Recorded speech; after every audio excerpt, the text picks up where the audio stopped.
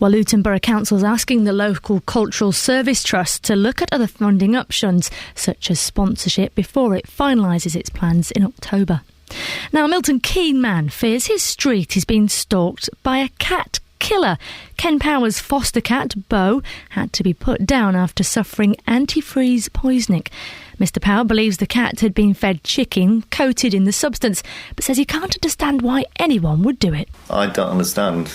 There is no rationale behind it. There's no logical sense to it.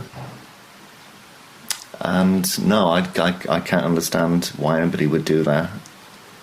I wouldn't know where to begin. Research suggests the government's benefit changes have made work more attractive.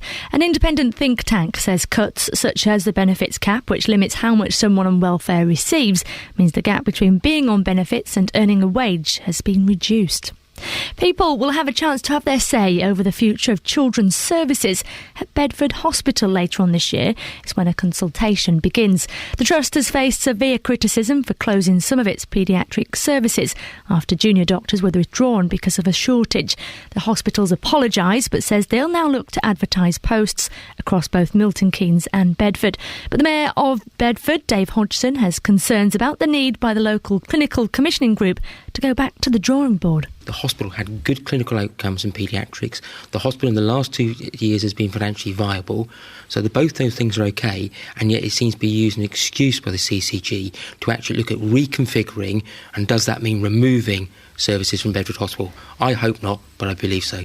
Football and captain Stephen Gerrard says England are now in a good position. That's after ensuring their qualification for next year's World Cup's in their own hands. Last night they drew against Ukraine.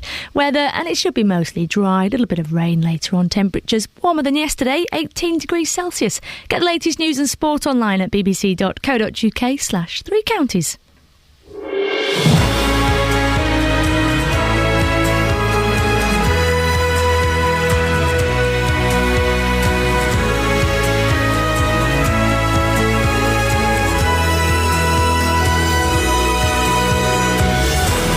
This is Iain Lee, BBC Three Counties Radio. We're having fun and games at Three Counties Towers. Nobody's email works. And you see how the whole thing collapses without emails. Isn't it disappointing? On the plus side, I've got 2 cups of tea in front of me. Life gives with one hand, it takes with the other. Huh? You see? Lots coming up on the show today, including Coronation Street star Michael Lavelle has been found innocent of child rape charges. Well, should everyone accused of sex crimes remain anonymous until they're found guilty? Protesters against the closure of 2 libraries in Luton say they will continue their fight to keep the premises open. How do we make libraries cool? And one Milton Keynes resident believes a cat murderer is on the loose. Why do some people hate cats?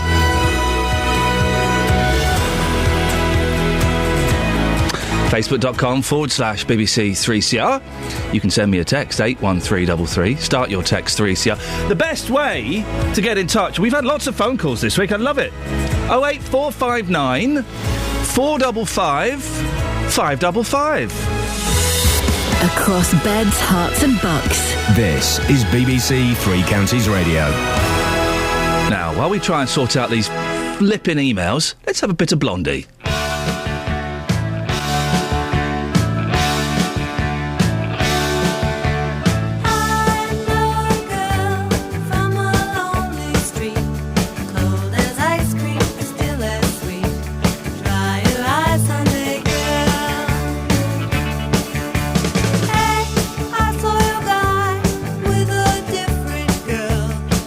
Like he's in another world, running hard someday, girl.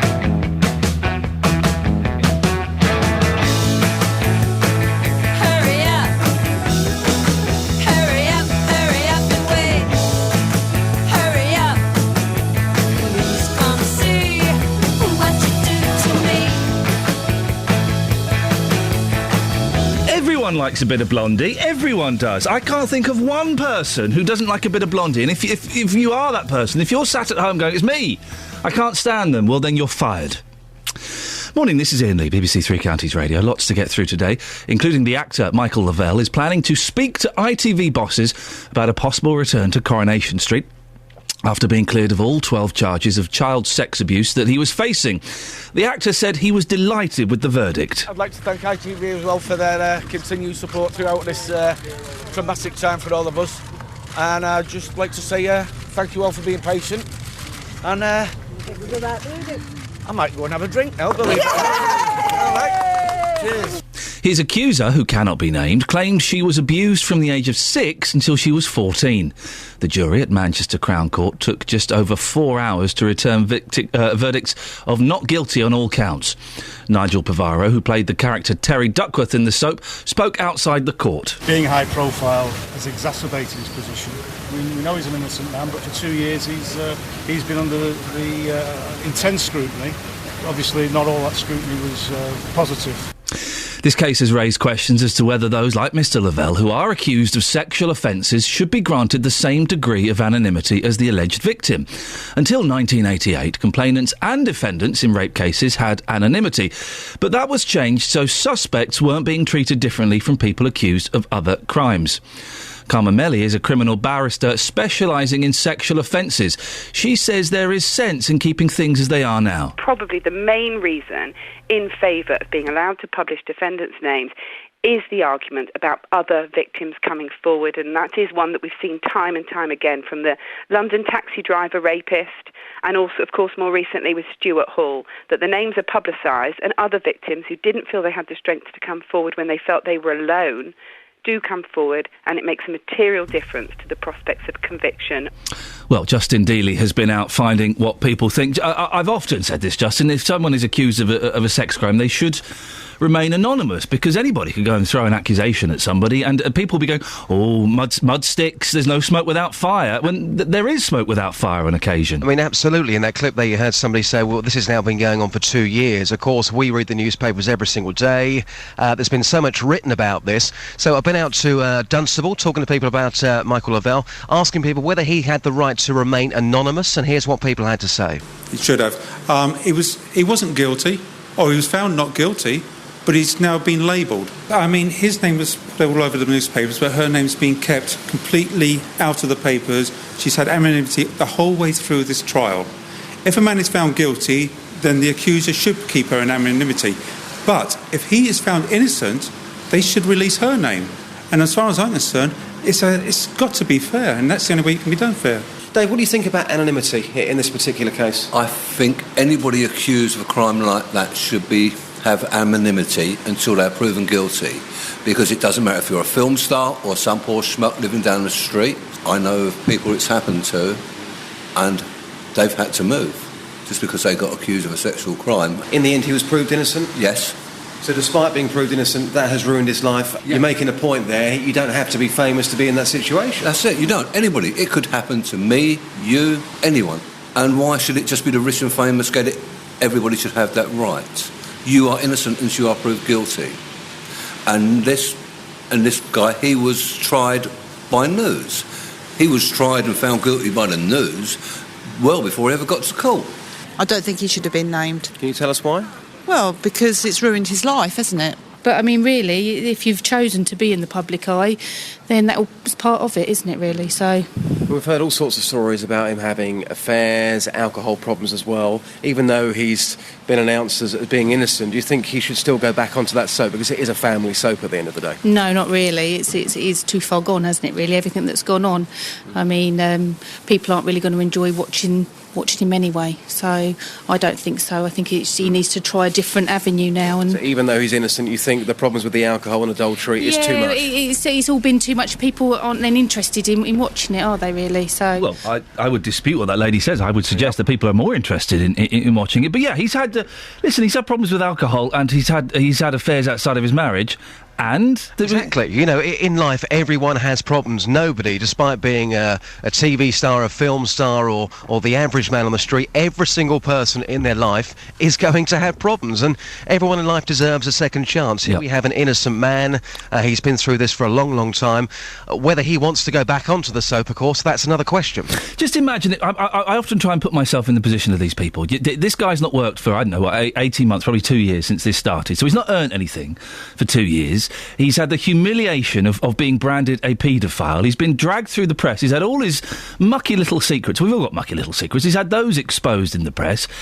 It's just so humiliating, isn't it? If I was him, I'd probably move abroad.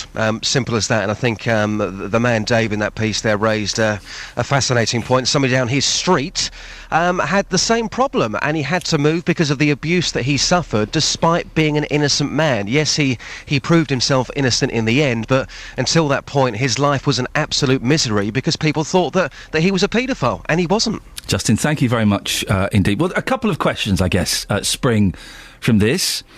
The first one is, should Michael Lavelle, should Kevin Webster be allowed back on Coronation Street? I can't see a reason why he wouldn't be allowed back on Coronation Street. I always felt a little bit sorry for John Leslie. Remember John Leslie? He got accused of lots of rapes and things, was found completely innocent, but lost all of his jobs because some of his other mucky little secrets had been exposed. And is that going to have the same impact on, I keep going to say Kevin Webster, Michael Lavelle? Should he be allowed back on Coronation Street? 08459 455 555. And the second question is, broadening it out slightly, should people who have been accused of sex crimes, whatever they may be, remain anonymous until they're found guilty? We only learn their name and their identity when they've been found guilty. 08459 455 555. You can also go to facebook.com/BBC3CR, or you can send me a text, 81333. Start your text 3CR. It's coming up to 6:15. Let's get the travel news now with Adam. Travel news for beds, cards and bugs. BBC Three Counties Radio. Cheers, Iain. Good morning. Everything looking pretty clear on the roads at the moment. No problems on the M40. Cameras around High Wycombe showing not too much traffic yet building up. M25 is looking all right in the roadworks section, but of course we know that'll get busy as the morning goes on. Roadworks in St Albans continue. Hatfield Road, the A1057.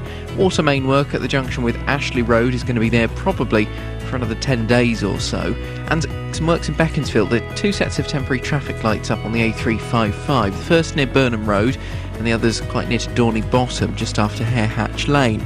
Looking at the train departure boards, and it's been a good start on the rails as well. We've got no major delays, no late runners, and no troubles for the tubes to or from London either. Adam Glynn, BBC Three Counties Radio. Thank you, Adam. Gosh, things are falling apart here. We've just managed to get the phone number of our next guest, which is convenient, isn't it? This is the BBC. 6:16, I'm Iain Lee. These are your headlines on BBC Three Counties Radio. The Coronation Street actor Michael Lavelle says he wants his job back after he was found not guilty of sexually abusing a young girl. People say their libraries in Luton aren't being taken seriously as there are plans to close both Wigmore and Sundon Park. And in sport, it was a goalless draw between England and Ukraine in their World Cup qualifier last night. And coming up, there are worries in Milton Keynes that there might be a cat murderer. Why do people hate cats so much? 08459 455 555. BBC Three Counties Radio.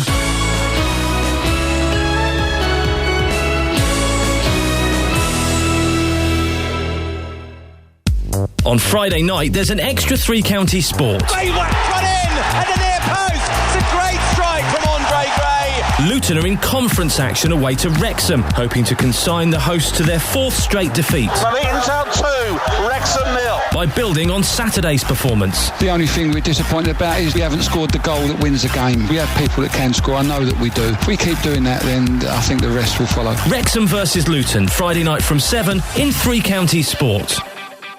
Morning, this is Iain Lee, BBC Three Counties Radio. No, if we don't do albums of the week, because that's a terribly tired and sad and boring format. But if we did do an album of the week, this week it would be Meet Glenn Campbell, which is a fantastic Glenn Campbell album, obviously, where he kind of tried to make himself a bit hipper about 5-6 years ago and did a load of cover versions. And we're playing a fun little game where Kelly Betts, who knows absolutely nothing about music... Hiya. Hello. Comes in and picks a song at random and we chew the fat. That means talk. Okay, that was your... When I leave a gap and I point at you, that's kind of your cue to... I didn't really have anything to say then, though. Okay. Now, what have you thought of the songs that we've heard so far from Meet Glenn Campbell? Well, they've been a bit dull. Oh. I haven't massively enjoyed it. Right. I think he's got that one song, something about a lineman. Is that him? Yeah. Yes, the Wichita Lineman, but with this album... Is all covers. Yeah. That he's destroyed. Okay. Well, I think... You're a tough nut to crack. I think I can sway you today. Okay. Pick a number between 1 and 10. Don't pick 8. And yeah, we had 5, and I think we had 3. How about we narrow it down and you give me the numbers of the tracks that you think I might like, or covers of songs that I might know. Well, I know producer Tara is keen to go for the U2 song. Oh, what song is it? Sadly Beautiful. Is that the U2 song? What? Who? What? All I Want Is You. All I Want Is You. Is that it? Yeah, that's okay. Or you like... You're young. Green Day. Oh, yeah, what song? Good Riddance. Really? Yes. What number is that? 9. Okay. Are you going to ask me... Well, what? Just tell me what you want. 9. Is that what you want? Yes. Because, are you sure? Yeah. Okay. Well, let's have a listen and we'll have a little... I'll see you on the other side of this. All right, then. That's what they say. Bye.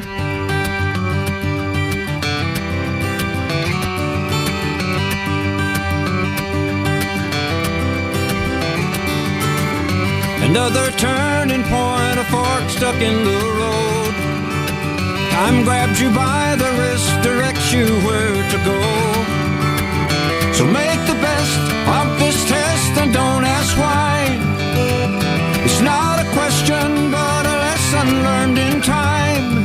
It's something unpredictable, but in the end it's right.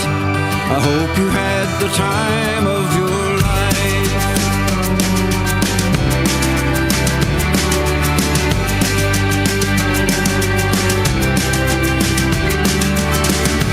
Take the photographs and still frames in your mind. Hang it on the shelf in good health and good time. Tattoos of memories and dead skin on trial. For what it's worth, it was worth it all the while. It's something unpredictable, but in the end it's right. I hope you had the time of your life.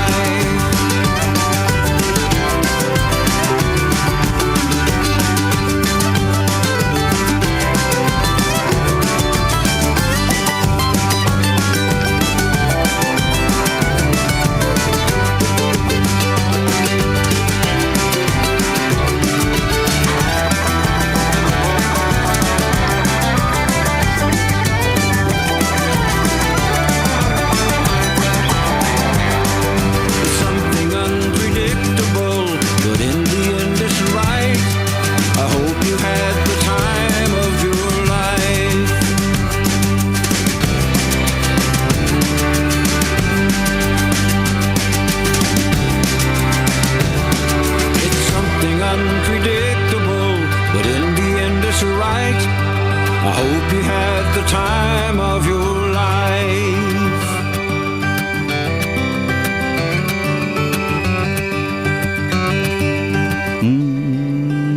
There we go. Oh. Now that, you've got to admit, is pretty... Well, I'm not going to influence you, Kelly Betts. That was... let me do it. That was Glenn Campbell from the Meet Glenn Campbell album, not our album of the week, with the Green Day song Good Riddance, brackets, Time of Your Life, close brackets. What he's done is taken a really nice current song, what's, a good few years old now, and made it really, really boring. Wow. What he's actually done is he's played preset 4 on a keyboard and just let it on loop, and then he's got like a guitar or whatever over it, and he's just being all old. How old is he? Is he still alive? Was he still alive when he made that? I think I'm going to ask you to leave the studio now. Arcs. Goodbye. Okay. Thanks though, mate. I really have been enjoying this thing that we've been doing.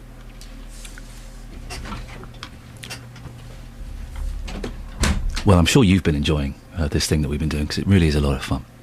On to slightly more serious issues. A Milton Keynes man says he's worried his pet cat may have died after having been maliciously fed antifreeze. Ken Power believes Bo had been fed chicken coated in the substance and claims other cats in the road have died of the same thing or have gone missing.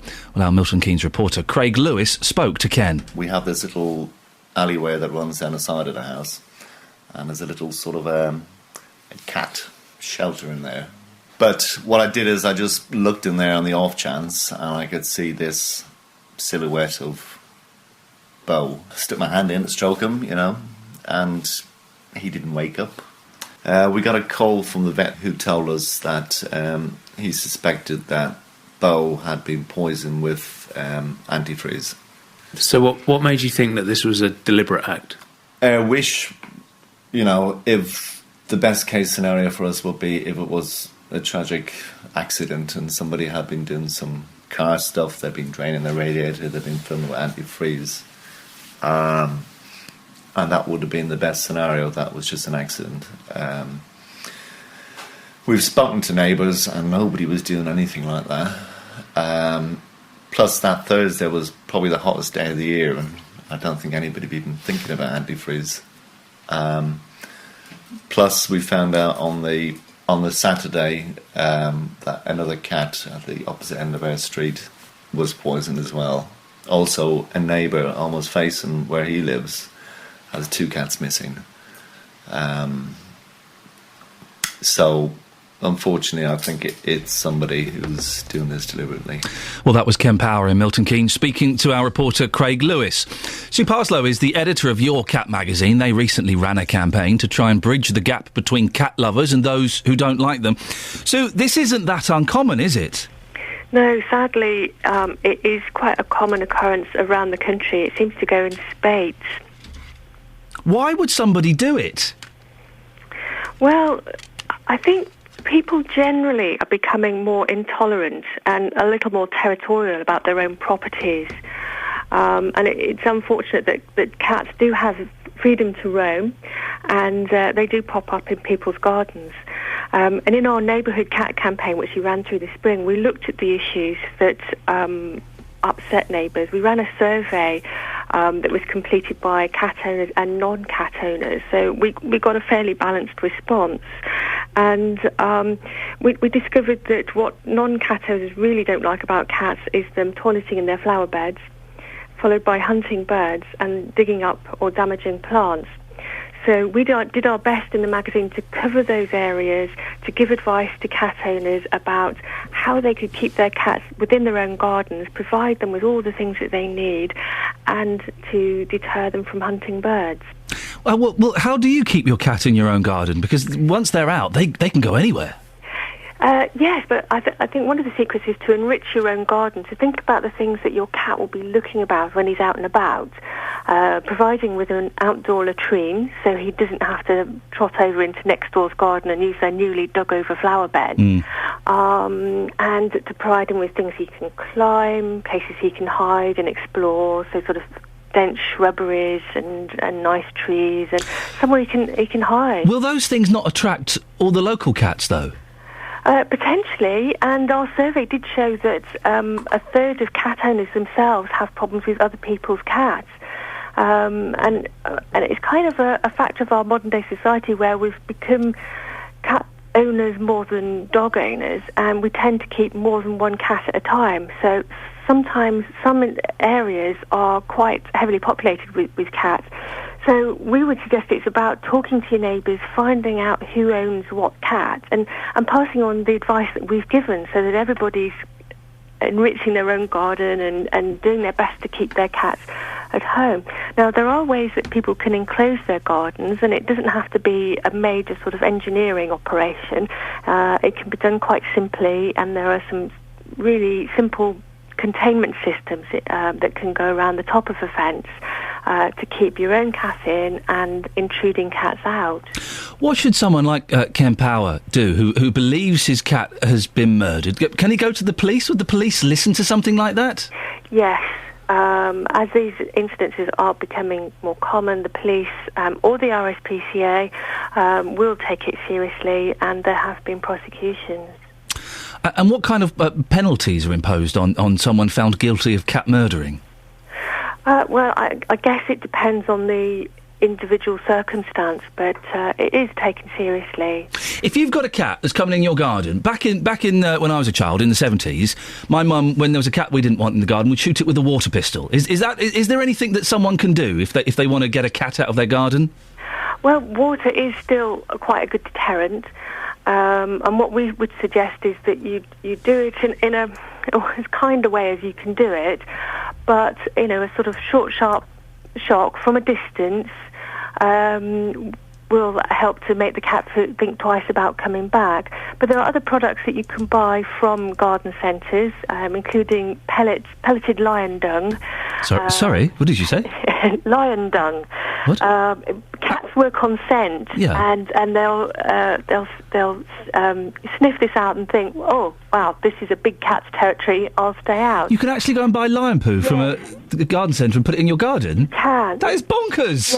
Yes, it does sound like a bit of a joke, but it's there in the garden centre, so I guess it must work. Yeah. So yes, there are a few things that we can do, even planting. If you plant prickly plants around the perimeter or the area where your cat is getting out, or where the neighbouring cat's coming in, then that's quite a simple deterrent too. So, lovely to talk to you. I'm glad we managed to track down your number in the end. Thank you very much, Sue Parslow there, editor of Your Cat magazine, a magazine I've appeared in. Oh, yes, I've been in Your Cat magazine. Thank you very much. Myself and Velvet have appeared in there. Well, what do you think? Why do people hate cats? You can buy lion dung in garden centres? I'm tempted to get some of that stuff just to say I've got some lion dung.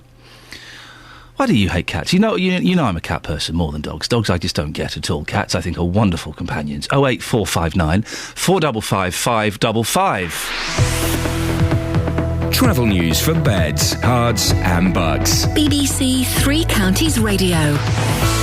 Main routes are still looking clear this morning. No delays yet on the A1 or the A1M. And the cameras on the M1 showing everything moving nicely as well. Roadworks in Flitwick still ongoing. Dunstable Road, the A5120. It's electricity work at Vicarage Hill. It's going to be finished in the next couple of days, but you could still get caught up for now. Milton Keynes and the Fenny Stratford bypass. This is part of the A5, of course. A lane closed for junction improvement works at the McDonald's roundabout where you meet Watling Street and the A4146. That was getting very slow yesterday. In Ivor, Southlands Road, the A412. Temporary lights up for water main work near Seven Hills Road. Again, it'll be another few days on those works. If you're driving into London, things are looking okay at the minute on your route in through Enfield on the A10 and through Borehamwood on the A1. And trains and tubes are all running without delays. Adam Glynn, BBC Three Counties Radio. Thank you, Adam. It's 6:30. You're listening to BBC Three Counties Radio. Let's get the latest news and sport now with Serena Farrow. Across beds, hearts and bugs. This is BBC Three Counties Radio.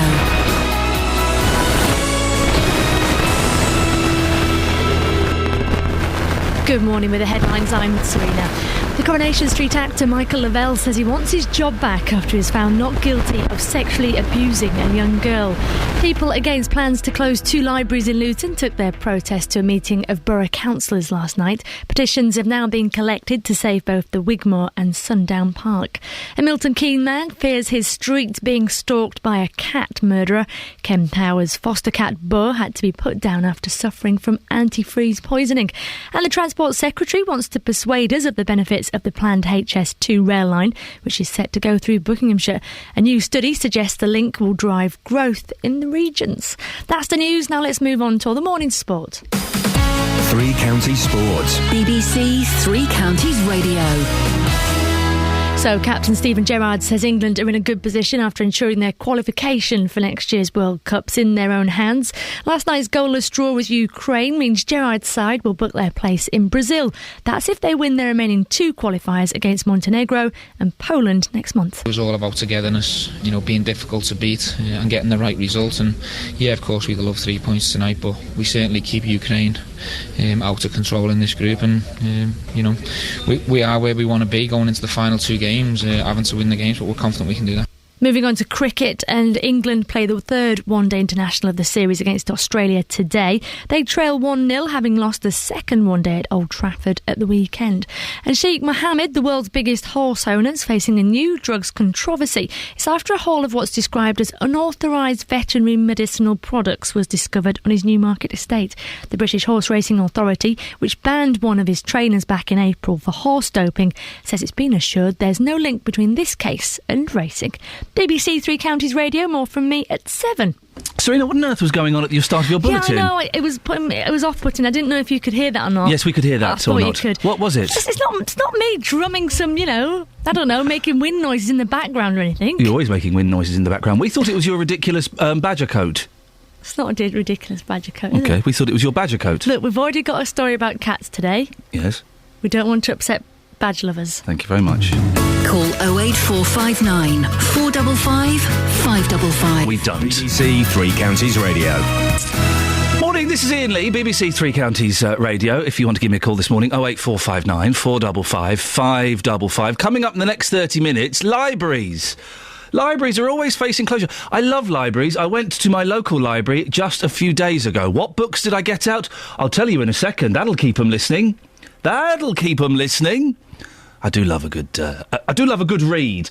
I also went to this library. They had an art exhibition upstairs of photos of John Lennon and the Rolling Stones filming the Rock and Roll Circus from 1968. I knew more about it than the woman showing a man around. There was a woman showing a man around. He went, so, he was American. So, what's this a picture of? Well, I'm not quite sure, really. I was thinking, it's John Lennon with Eric Clapton from 1968. I don't know who they are. Silly sausage. 08459 455 555. How do we make libraries sexy? Ooh, sexy. You don't get much sexier than this. A bit of Crystal Gale singing about eyes. Wah. Don't know when I've been so blue. Don't know what's come over you.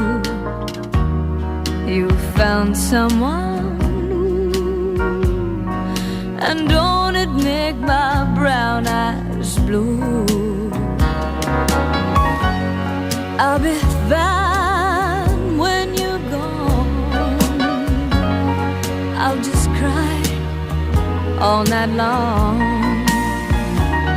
Say it is untrue, and don't it make my brown eyes blue? Tell me no secrets, tell me some lies. Give me no reasons, give me alibis. Tell me you love me and don't let me cry. Say anything, but don't say goodbye. I didn't mean to treat you bad. Didn't know just what I had. But honey, now I do. And don't it make my brown eyes, don't it make my brown eyes, don't it make my brown eyes blue.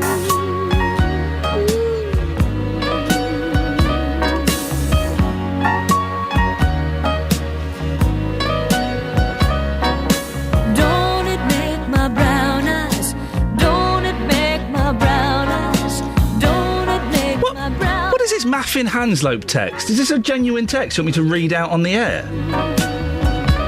Regarding the Glenn Campbell song we played earlier on, Good Riddance, the Green Day song. They're a silly band, aren't they? Don't it make my brown eyes. Maffin Hanslope. Iain, great song. Spoilt a bit by the banjo and the lousy drum beat. Oh, Maff. Maff, you're banned from listening. There we go. I don't mind. We're doing well enough in the listening figures. I can get rid of one or two. Maff's one of them. Maff's gone. Wait for him to switch over. Excellent, we can continue now. Sans math. Now, protesters against the closure of 2 libraries in Luton say they'll continue their fight to keep the premises open. The plans involve the end of the mobile library service, shutting the branches at Wigmore and Sundon Park, and some staffing reductions elsewhere in the town.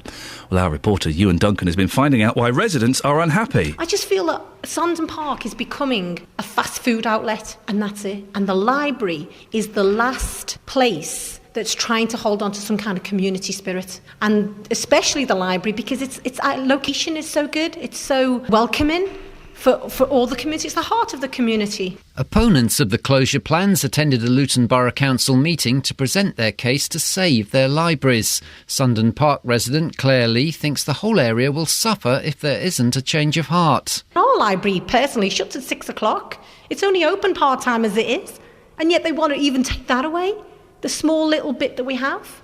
I mean, my boys will be devastated if the library goes. They enjoyed the reading club. The protesters have been gathering support in their communities, with more than 11,000 signatures collected on a petition by Wigmore campaigners to protect the second biggest library in the town. Local resident Janice Jones explained why the issue matters to them. I want to keep our libraries open for the sake of our future, for a legacy for our children. It's so important, and we've got to fight for this, definitely. It's very, very important. What knock-on problems could there be if everyone has to converge on the town centre library? It would cause no end of problems. There's not enough computers to go around for everyone to use. There would only be Stopsley Library open and the Luton Library, and that would not be able to accommodate so many people doing their job searches, children doing their homework, classes, mother and tots groups. The old people could not get down to use the facilities. Doreen Steenberg is also involved in trying to stop Wigmore Library closing and is puzzled why there isn't sufficient financial provision for such local facilities. Well, they say it's money, but what are they spending all our money on? What is more important than libraries and museums to a town? Nothing to culture, is it? They've got this cultural trust, and the chairman at the time, who pushed it through, wrote to me and he said it was the least worst solution to cuts in Luton culture for the next 3 years is to close Wigmore Library. She's struggling to understand why libraries aren't being given a higher priority. Libraries have to try and get in the same pot as things like festivals and, you know, all the big cultural events. And that's not right. A library should be part of the community. It shouldn't be some special thing that's once a year or once 2 years. The library protesters were joined at last night's Borough Council meeting by members of Luton People's Assembly. Mark Smith chairs the group and says residents are upset. Certainly the way that we've mobilised and around this campaign, it's united all sections of the community, and you only have to mention the word libraries and people turn around, they want your leaflets, they want to be at an event like tonight. What's the key argument as far as you're concerned? Well, the key argument is libraries are absolutely central to the community in terms of developing it, in terms of providing cohesion, in providing a space for vulnerable people within the community, and also developing all sorts of people, particularly young people. I mean, you've obviously got a whole generation of people whose horizons towards reading have been opened up by Harry Potter and stuff like that, and what's happening is the central government are closing down libraries. Luton Borough councillors are to ask the library service provider, Luton Cultural Service Trust, to look at other funding options, such as sponsorship, before it finalises its plans to make savings of £650,000. The Trust's board set to meet on October the 23rd, with its decision expected to return before borough councillors in November. We'll hear more from... that was our reporter, Iain Duncan, by the way. We'll hear from one of the protesters in about an hour's time. So, I went to the library last week. I saw a collection of photographs of the Rolling Stones and John Lennon, and the 2 books I got out were the John Lennon letters from John Lennon, but better than that, I got the Buzz Aldrin autobiography, The Second Man on the Moon. It's a fantastic read. Oh, it's superb. Because once you've been on the moon, what do? Well, if you're Buzz Aldrin, you become a manic depressive and a huge boozer. That's what he did. Oh, it's an incredible story. Massive alcoholic. Alcoholic, that's the term, isn't it? Not boozer. Not big boozer. I believe the medical term is an alcoholic. What do we do to make libraries sexy? We need someone like Mary Portas to go in. Not Mary Portas, because she didn't really do a lot for the high streets. But we need someone like that. We need Jamie Oliver. We need a me to go into libraries and make them sexy. Oh, I could do it. Get some lights in there. Open up some windows. Bit of fresh air. There you go. First tip. I've got more ideas than that. 08459 455 555. Shall we give the new Paul McCartney song another go? Maybe it's improved with a week's age. Don't look at me, it's way too soon to see what's gonna be. Don't look at me. All my life I never knew what I could be, what I could do, then we were new.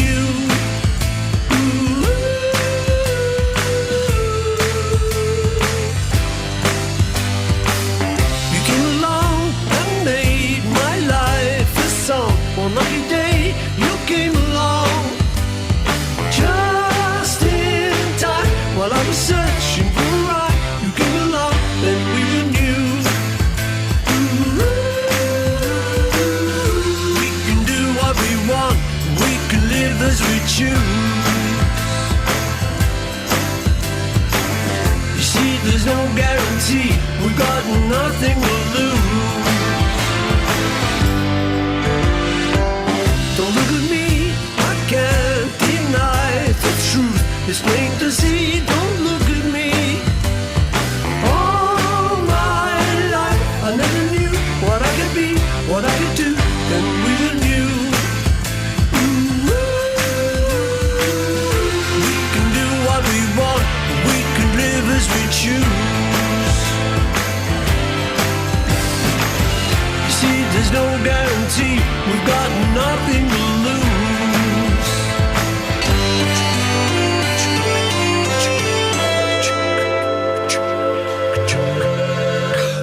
Don't look at me, it's way too soon to see what's gonna be.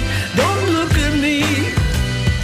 All my life I never knew what I could be, what I could do, when we were new.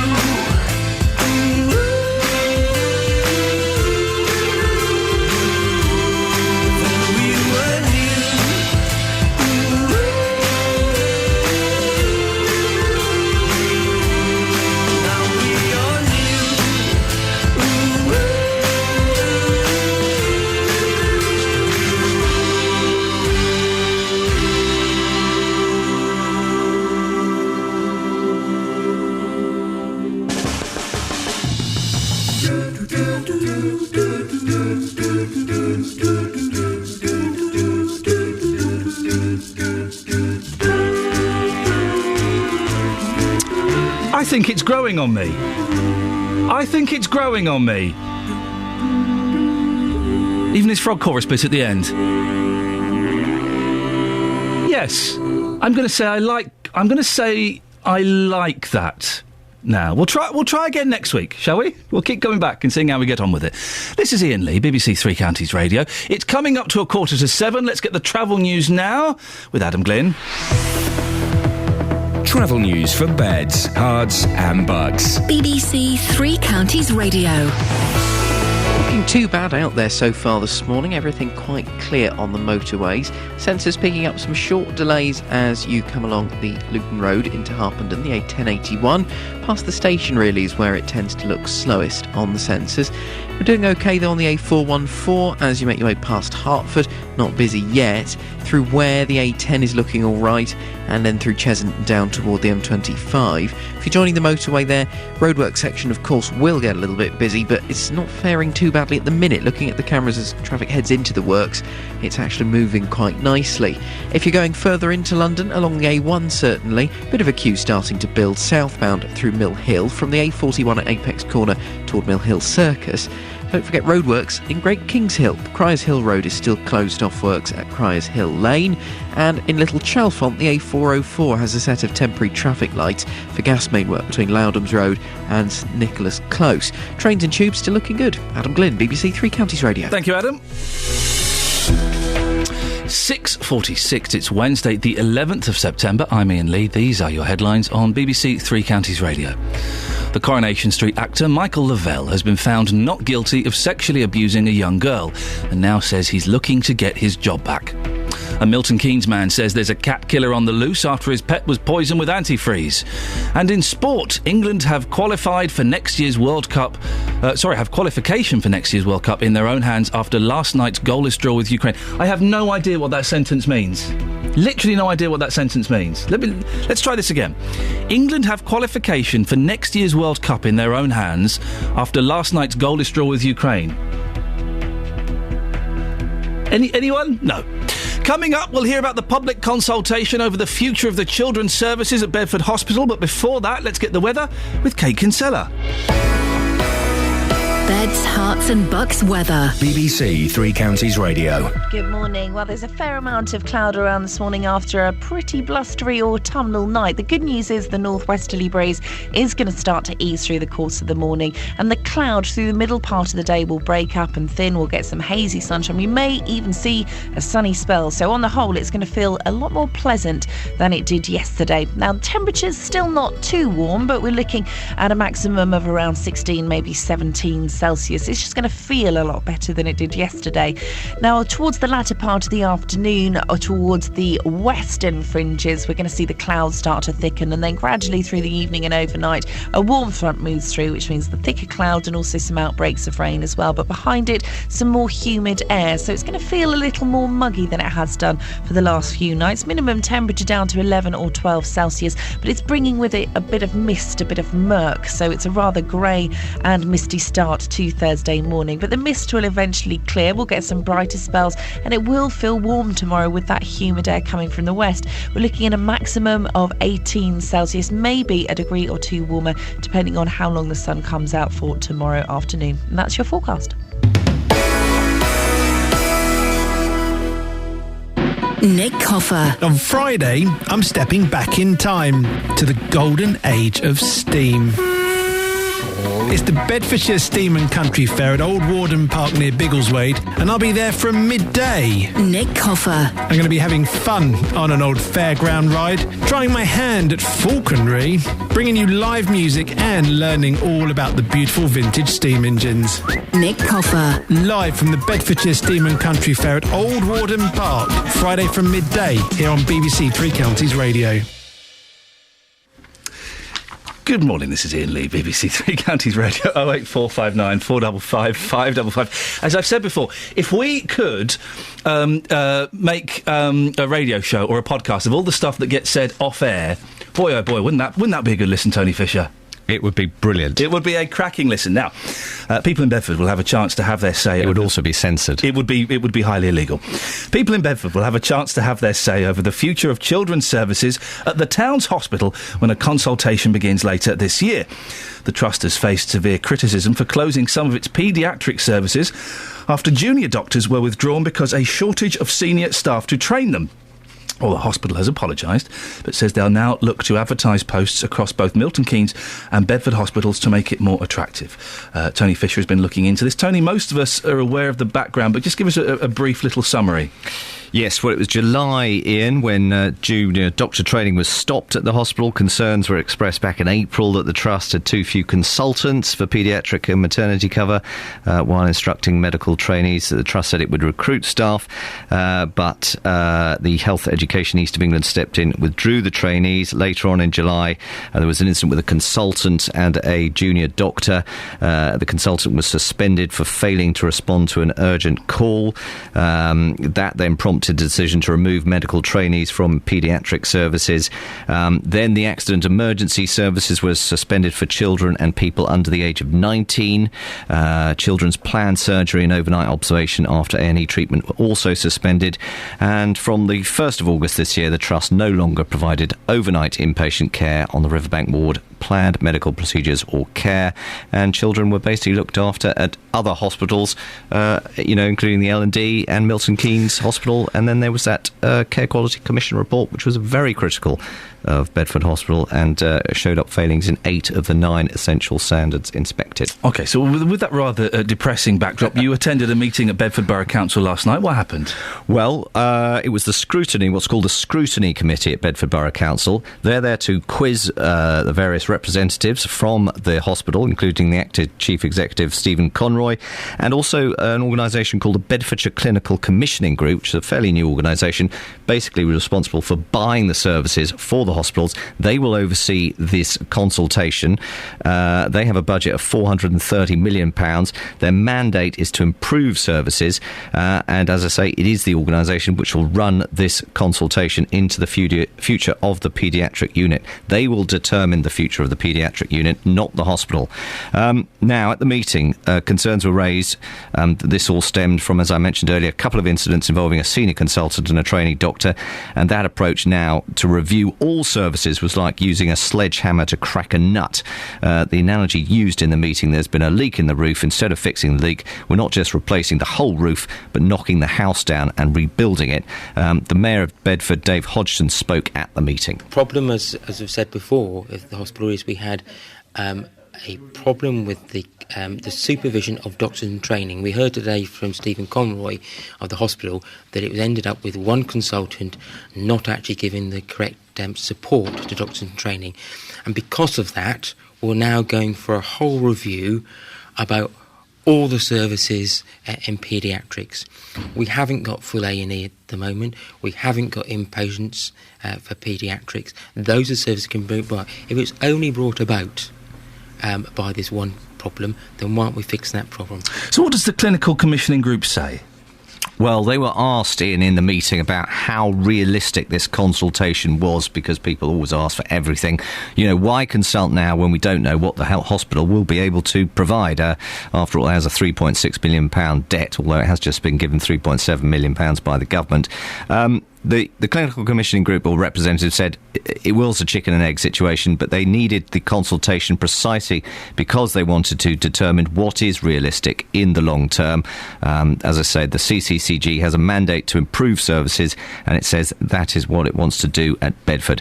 Dr. Paul Hassan is from the Bedfordshire Clinical Commissioning Group. The hospital has been unable to recruit sufficient numbers of paediatric consultants for at least the last 2 years, and I think this reflects on the fact that the paediatric service as was not able to was not an attractive proposition to newly qualified specialists.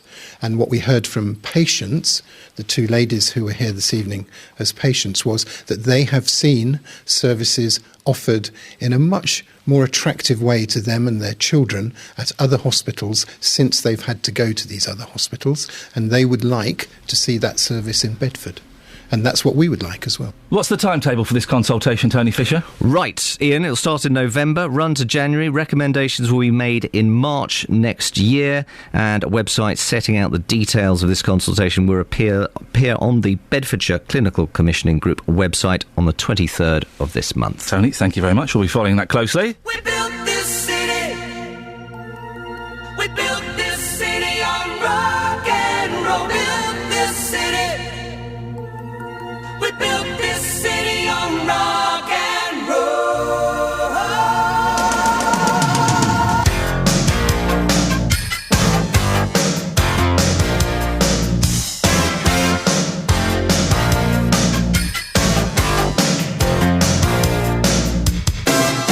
Say you don't know me, I recognize my face. Say you don't care who goes to that kind of place. Knee deep in the hoopla, sinking in your fight. Too many runaways, eating up the night. Marconi plays the mama. Listen to the radio. Don't you remember? We built this city. We built this city on rock and roll. We built this city. We built this city on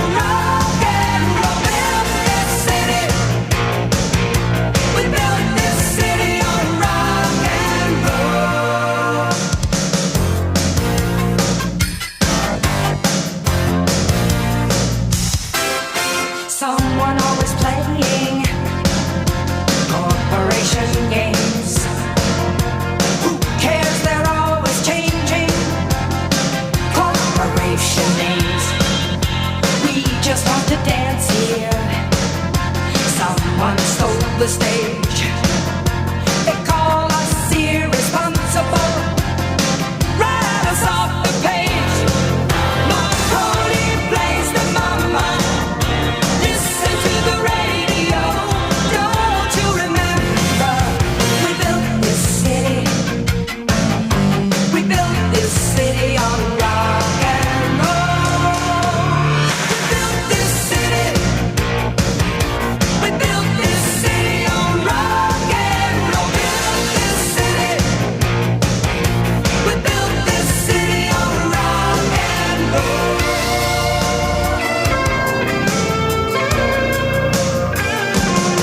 It's just another Sunday in a tired old street. Police have got the chokehold. But we just lost the beat. Who counts the money underneath the bar? Who rides the wrecking ball into our guitars? Don't tell us you need us, 'cause we're the simple fools looking for America, crawling through your schools.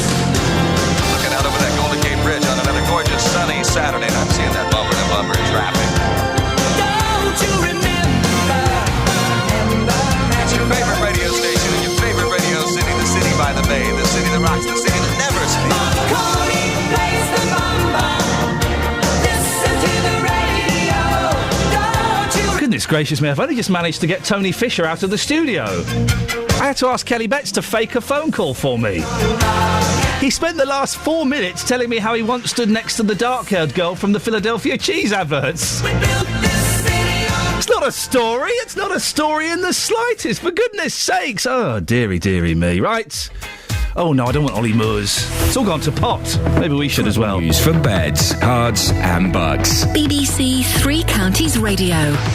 Starting to get busier on the M25. It's looking quite slow into the roadworks section now. Junction 26 at Waltham Abbey through to 25 at Enfield. We've also had a call come in from Andrew in Hatfield. He said it's really stop-start further round anti-clockwise as you go past Junction 20 at Kings Langley. From Junction 21 at the M1 toward Junction 20 and then onwards round toward Heathrow. On that anti-clockwise side is looking slow in a fair few patches, but as Andrew got caught up near Junction 20, he said that they've put the matrix signs up at 40 miles an hour. There's not been an incident as far as we know around there, but it's definitely looking slow. A1 into London, Borehamwood, queues building up from the Holiday Inn junction now toward Mill Hill Circus. Things looking pretty good though as you make your way round Watford.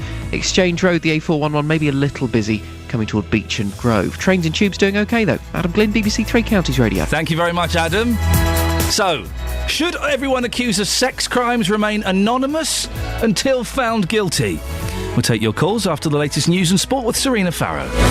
Local and vocal across beds, hearts and bucks. This is BBC Three Counties Radio.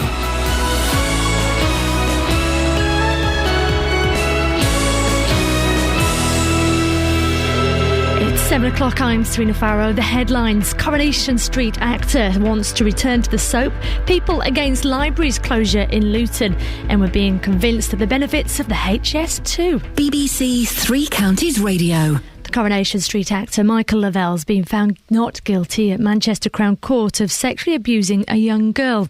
The actor, who's played mechanic Kevin Webster in the soap for 30 years, had denied 12 counts of rape, indecent assault and sexual activity with a child. Well, he now says he's looking to get his job back. Locally, protesters in Luton took their plight to borough councillors last night. Petitions have been collected against the plans to shut the libraries at both Wigmore and Sundon Park. Well, Doreen Steinberg, who lives in the area, just can't understand why keeping the buildings open isn't being given a priority. What are they spending the money on? What are we paying all these rates for? That's what I'd like to know. What do they think is more important than museums and libraries in a town? To culture, I can't understand why they think a library is so unimportant, when actually it's the hub of this community. Luton Borough Council's actually asking the Cultural Service Trust to look at other funding options such as sponsorship before it finalises its plans, with the board set to meet in October. Now we're being convinced of the government fight back to persuade the public of the benefits of the proposed HS2 high-speed rail line, which is set to go through Buckinghamshire. A new study suggests the link, which will run between London and cities in the Midlands and Northern England, will drive growth in the regions. The report by the accountancy firm KPMG says the line will provide a £15 billion a year boost to the economy. Now, people can finally have their say on the future of children's services at Bedford Hospital. The Trust closed some of its paediatric services after junior doctors were withdrawn because of a shortage of staff to train them. Well, the hospital since apologised and a consultation will begin later this year. Dr Paul Hazen from the commissioning group will be responsible for determining the future of the unit. We absolutely intend to commission high quality, improved services. That's one of my legal duties, to ensure that we do that. In order to do that, we need to consult with the people who are going to use the service, the people who are going to provide the service. And that is the purpose of having this consultation. And a Milton Keynes man fears his street is being stalked by a cat murderer. Ken Power's foster cat Bo had to be put down after suffering from antifreeze poisoning. And we'll be hearing more from him later on this hour with Iain Lee here on BBC Three Counties Radio. Finally, England drew 0-0 with Ukraine in their latest World Cup qualifier. Roy Hodgson's side are now just a point clear at the top of their group, which is H. They don't know victory in their final two Wembley qualifiers in October will then guarantee them automatic qualification. So weather should be mostly dry this morning, a little bit of rain later on. Temperatures 18 degrees Celsius. Get the latest news and sport online at bbc.co.uk/Three Counties.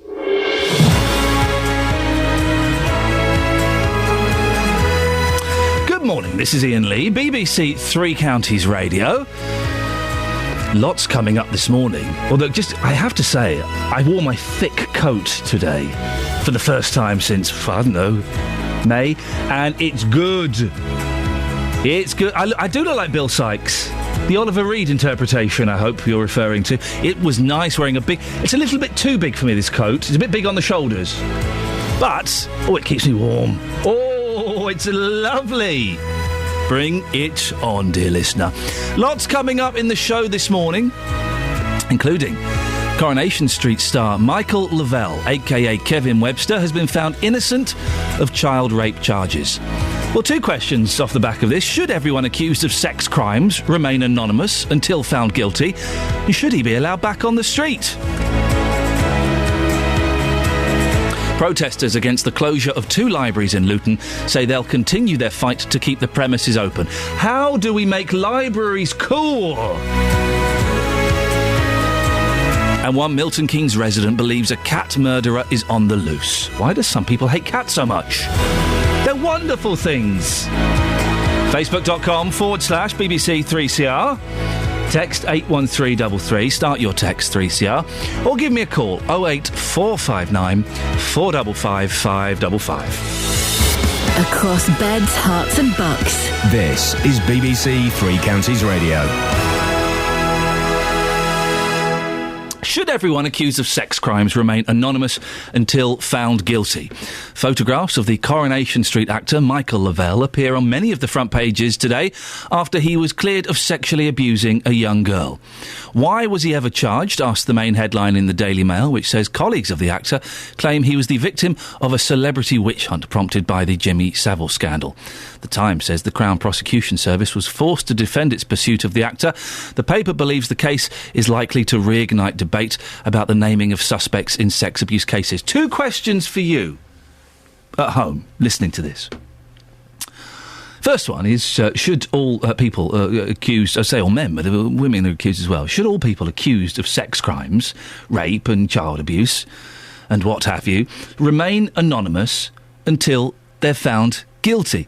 There's an argument for both sides there. More people came forward in the Stuart Hall case because it went public. But then you get people like Michael Lavelle, whose life, is, if not ruined, has come pretty close to ruination. So, should people accused of sex crimes be exposed in the press, or should they remain anonymous until they're found guilty? And also, should Michael Lavelle... I keep going to say Kevin Webster. I might just start saying it because it's easier. It's a shorthand. Should Michael Lavelle be allowed back on Coronation Street? 08459 455 555. Well, Justin Dealey has been out and about collecting your views. Morning, Justin. Yes, good morning, Ian. Some very interesting views. It's such a fascinating talking point. I spoke to Dave in Dunstable yesterday. Now, he knows somebody whose life has been ruined by a false accusation. Just take a quick listen to this. I know of people it's happened to, and they've had to move just because they got accused of a sexual crime. The girl that done it was drunk and ended up putting claims for him, and he had to move. In the end, he was proved innocent? Yes. So despite being proved innocent, that has ruined his life. Yeah. You're making a point there. You don't have to be famous to be in that situation. That's it. You don't. Anybody. It could happen to me, you, anyone. You are innocent until you are proved guilty. And this guy, he was tried by news. He was tried and found guilty by the news well before he ever got to court. Justin, very interesting. It can happen to anyone. Of course it can. And that person living down his road had to move because people, again, stereotyped him straight away. They're thinking, he's been accused of a sex crime, he must be a bad person, he must be guilty. Well, he had to go through the courts to prove that, but, of course, that was too late. By that point, it had to move because people already had these ideas in their heads. People do say no smoke without fire. Absolutely. Mud sticks Webster. People say these things, and however... obviously Michael Lavelle is completely innocent. There will still be people going, well. I know. This has been going on for such a long time now. Can he really get his career back on track? Whether he wants to go back on the soap again, another issue. So that was me yesterday in Dunstable, just after the decision was announced. I've been in Luton this morning, been asking people, should all people accused of sex crimes have the right to anonymity?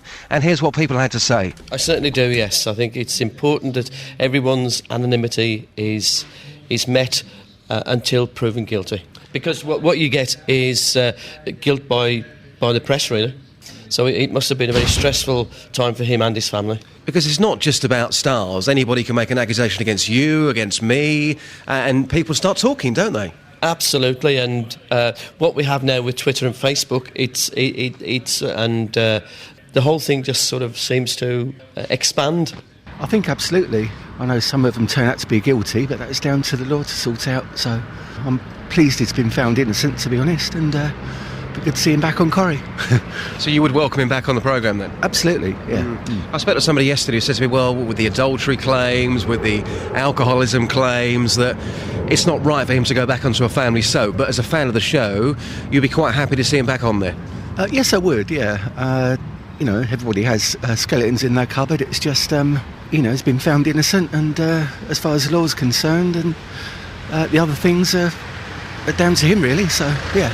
Yes, because if they are innocent, and in this country you're innocent until proven guilty, then we're already damning them, and he's been damned. In the story, I'm sorry to say. Interesting pieces there. There's an interesting comment on Facebook. Oh yeah, Justin, I'm going to read out here.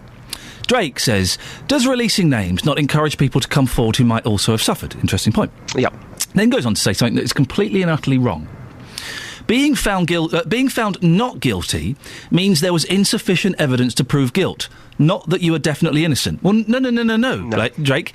In the court of law, it means you are innocent. You've been found not guilty. You are therefore innocent. Doesn't mean there's a lack of evidence. It means you are innocent in the eyes of the law. That's the problem you're talking about here with Michael Lavelle. If he's going to try and get his career back on track, if he's going to go back on the soap, there'll still be people out there saying, oh, I'm not sure. Here we have a man who has been to hell and back, and he has now come out and he's proved his innocence, but there will still be people out there who doubt him, and that is wrong. Justin, thank you very much indeed. Well, I'm joined now by Stephen Cooper, the founder of falselyaccused.co.uk. Joins me now. Good morning, Stephen. Good morning, Ian. How are you? Yeah, I'm fine, thank you. Stephen, am I right in thinking you started this website because you were falsely accused of sex crimes? Yes, I was, yes. Can I ask, with obviously bearing in mind we have young ears listening, what was your story? What happened? It was a case of mistaken identity back in the 80s. So I was identified wrongly. And this was to do with a rape, was it? Yes, it was, yeah. Now, you say on your website, false sexual accusations destroy lives on a very deep level. How did it affect your life? Well, obviously it caused me to set up falsely accused, but it's a stigma, as one of your reporters was saying earlier, that it never goes away. It is a stigma offence, and it's one of these offences where, well, as someone just said on Facebook, you know, was there enough evidence to prove the case? That's the purpose of having a court of law and a jury to prove that either you're guilty or you're innocent. Pictures on the front page of lots of newspapers of Michael Lavelle with his thumbs up holding a pint of beer. Now, at the surface, it looks like a happy man having a drink. What I see is an alcoholic who's had an awful 2 years, and inside is relieved but still dying inside. Well, he will never ever walk away from this. The stigma will always stay with him. I mean, the minute you turn on Corrie, people will say, oh, there's that paedophile, there's that child rapist. That's just narrow-minded people, because, as I stressed quite clearly, at the cornerstone of our legal system is a jury. The jury heard the evidence, what was put before them. The Crown, rightly so, took this case to trial. 12 people, 12 peers, listened to the evidence, and as it's been reported widely, that it was so unbelievable, the jury took the right decision to find Michael not guilty. Should people who are accused of sex crimes like this remain anonymous until they're found guilty? Well, since 1988, the law has changed. Prior to 1988, it was both parties. You see, this goes back to more than the right to anonymity. The police say when they arrest a suspect, the victim said the victim is not a victim until it's proven in a court of law. It should be an equal system. And being accused of any sexual offence, whether it's rape or sexual assault, where the allegation is false, obviously is very serious, and it is for a jury to decide that. That is why we have jury systems. So we take the stance at falsely accused that everyone has the right to anonymity. One of the arguments against that, of course, is Stuart Hall. Now, because Stuart Hall was named as being a sex offender or before he was found guilty, more people came forward. Yes, but you see, the problem is you can take Stuart Hall, you can take Jimmy Savile, but the actual main reason why the right to anonymity is not afforded to the defendant is it dates back to 1977, when there was a chap called Terence Harris who was falsely accused, and he basically didn't turn up for his bail to return, and they took the decision to publicise his name. So it stems from that. Yes, you are right with regards to Stuart Hall, but if you look at the Jimmy Savile situation, there were 6 or 7 accusers prior to it being publicised. Then all of a sudden, loads of people came out of the woodwork because they were told quite clearly from the Criminal Injuries Compensation Board that they would get compensation. So it's a bigger picture. Well, I'm not sure everyone in the Jimmy Savile case came forward because they were seeking compensation. I'm sure there were many who felt they were... Oh, yes. There were many who felt they were wronged and wanted justice. Yes, but the argument that I have there, and I have been criticised for saying what I'm about to say, is Jimmy Savile, although people have suggested that this has happened, I'm afraid he wasn't there to defend himself. He didn't face a jury, whereas Michael from Coronation Street did, and the decision was the right decision. Please understand this to your listeners, that falsely accused does not condone anyone who sexually abused anyone of any age or era. If the crime has been committed and a jury finds the person guilty, rightly so, they should go to prison. But until that point, anonymity should stand on both parties. Should this girl who falsely accused Michael Lavelle be named? No, she shouldn't be named, because that will stop true victims of crime coming forward. However, if she has perjured herself and it's proved that she has perjured herself, she should suffer the consequences. If she knowingly lied about the allegations, as I wasn't in court, so I can't make any comments. I can only say what I've read. But according to Michael's defence team, the allegations were so unbelievable, the jury found him not guilty.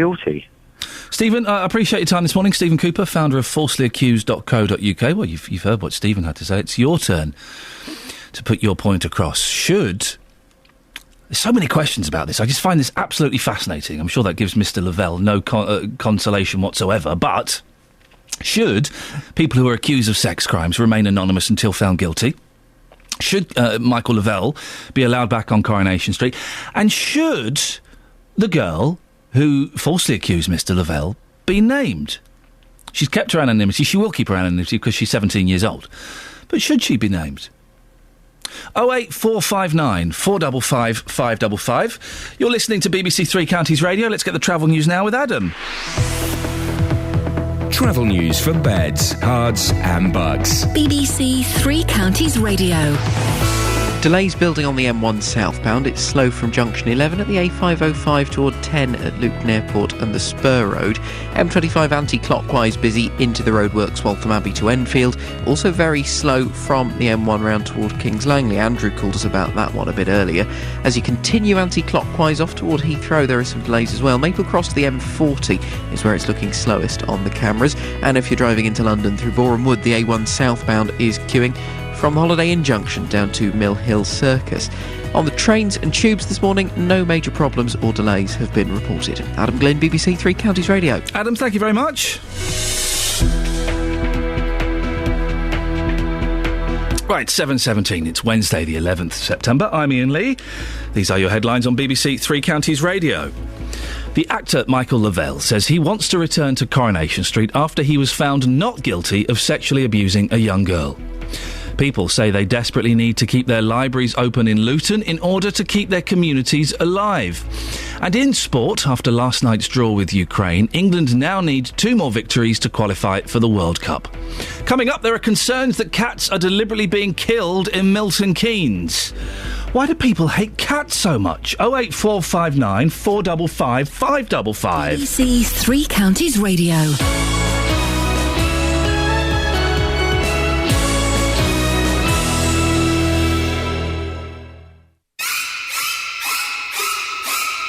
Alive with music on the BBC. The sound of horror. The sound of drama.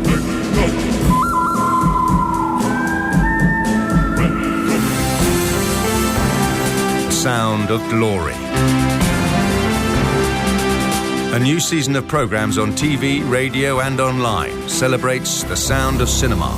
Starting tomorrow night at 9. On BBC 4. 08459 455 555 is the telephone number. If you want to give me a call, you can go to facebook.com/BBC3CR. Let's have a quick look, shall we, at some of these, the Facebook comments about Michael Lavelle. Should people remain anonymous until found guilty? That's a great idea, says Ben. Whatever happened to innocent until proven guilty? Despite getting a not guilty verdict, this will always follow him around. And he says, yes, they should. They can then follow due process without the media circus. Laser says there must have been some evidence for this to have gone to court. And Drake says, again, I'll read this out. Being found not guilty means there was insufficient evidence to prove guilt, not that you are definitely innocent. I'm sorry, Drake, he is innocent. He is innocent in the eyes of the law. 08459 455 555 is the telephone number if you want to give us a call. Why do some people hate cats? I don't get it. I'm a cat person. Oh, they're the best animal. Certainly better than rabbits. And definitely better than dogs. I always think if you own a dog, there's something lacking in your life. You're missing something as a human being. Well, a Milton Keynes man says he is worried that his pet cat may have died after having been maliciously fed antifreeze. Ken Power believes Bo had been fed chicken coated in the substance and claims other cats in the road have died of the same thing or have gone missing. Well, our Milton Keynes reporter, Craig Lewis, spoke to Ken. We have this little alleyway that runs down the side of the house, and there's a little sort of a cat shelter in there. But what I did is I just looked in there on the off chance, and I could see this silhouette of Bo. I stuck my hand in to stroke him, and he didn't wake up. We got a call from the vet who told us that he suspected that Bo had been poisoned with antifreeze. So what made you think that this was a deliberate act? I wish, if the best case scenario for us would be if it was a tragic accident and somebody had been doing some car stuff, they'd been draining their radiator, they'd been filling with antifreeze, and that would have been the best scenario. That was just an accident. We've spoken to neighbours and nobody was doing anything like that. Plus that Thursday was probably the hottest day of the year, and I don't think anybody had even thinking about antifreeze. Plus we found out on the Saturday that another cat at the opposite end of our street was poisoned as well. Also, a neighbour almost facing where he lives has 2 cats missing. So, unfortunately, I think it's somebody who's doing this deliberately. Well, Julia Boness is a vet from Barton Le Clay in Bedfordshire. Morning, Julia. Morning. Do you see many instances of cats being poisoned like this? Well, fortunately, not very often, and usually more, as the gentleman said, more in the winter time when people are messing about with their cars in their garages and so on. There are some people, I've met them, and I don't ever understand it, who absolutely hate cats. Why is that? Well, I mean, each to their own. I'm a dog lover, so I've obviously got something missing. Oh, dear, Julia, I've gone right off you. But I think, a lot of people don't like cats that come into their beautifully tended gardens and use them as a toilet, quite frankly. But in the great scheme of things, Julia, cats poo. It's only a tiny little thing, and they're quite good at burying it away, aren't they? Yes, I know, but it's still not very pleasant, and I think that, there is a health issue there because cats can carry roundworms, which are contagious to children, so they go in the kiddies' sandpits, and I can quite understand why people don't like that happening. What should people do to keep cats out of their garden? We heard earlier on that you can buy lion dung from garden centres. Yeah, there's plenty of repellents that you can get. There are even plants that you can put in your garden which repel cats, give off a smell that repel them. And there are crystals and all sorts of different products. The other thing that you can do if you have a cat that is a regular visitor is load up a washing up liquid bottle with some water and actually spray the cat with water. Yes. And they hate that. It doesn't cause them any distress, but they just don't like it, and they tend not to come back. What's going on in the background? Feeding my dogs. Oh, my goodness. What is it?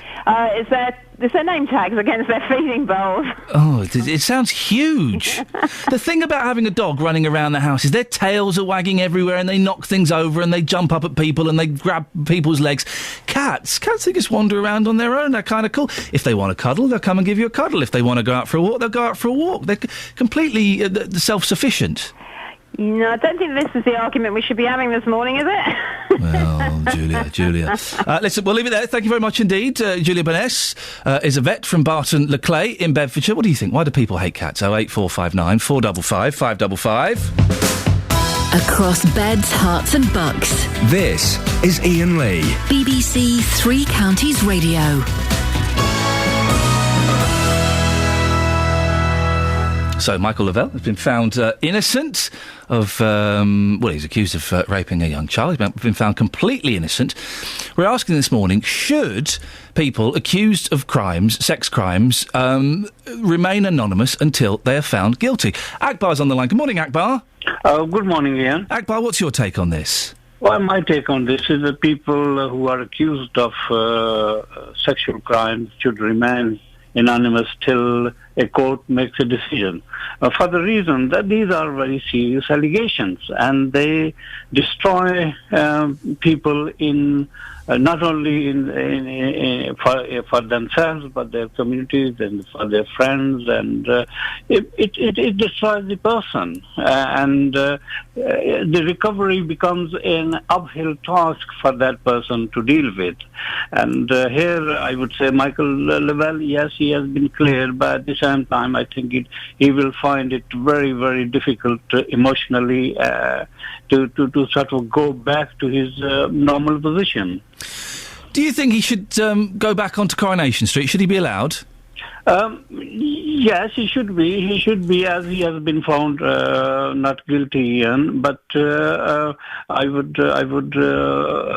very strongly argue that these people who are accused of sexual crimes, should remain anonymous till court makes a decision, because these are very serious crimes and they destroy people, families, communities, friendships, and God knows what else. The thing is, Akbar, the Stuart Hall case is the example that everyone comes up with, that if he hadn't have been named in the press, then lots of his victims wouldn't have felt confident enough to come forward. That could be said to be an exception, and there will always be exceptions here and then. But in a majority, people are, regularly accused of these offences, and then they are named, and they are chased by media and everybody else, and dragged through the courts. And it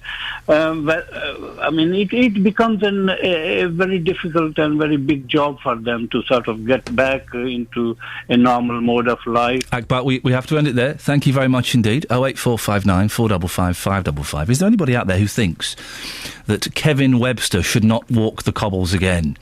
That Michael Lavelle shouldn't be allowed back onto Coronation Street? 08459 455 555. On the side, isn't it? This is funny, isn't it? How we jump from one thing to another. Brian in High Wycombe has called in about cats. Morning, Brian. Yes, good morning. Good morning, Brian. Why do people hate cats? Well, it's not cats that I hate. It's there are too many of them, and their owners just let them roam. Now, my next-door neighbour's got a cat. Yes. But that's been trained to stay at its own garden. It looks at me over the fence. Very nice. But other people's cats, there's one walking down the road at the moment. Shoot it. And yes, they just let them roam all over the place. How did your neighbour train a cat to stay in its own garden? That is a mystery to me. Yes, because I've got a cat and my cat roams everywhere, and good luck to her. They say cats are territorial and they each have their own territory, so perhaps other cats have sort of stake their own claim on my garden. But why do you hate cats coming into your garden? If my little Velvet clambered into your garden, it would be a wonderful sight to behold. Two reasons.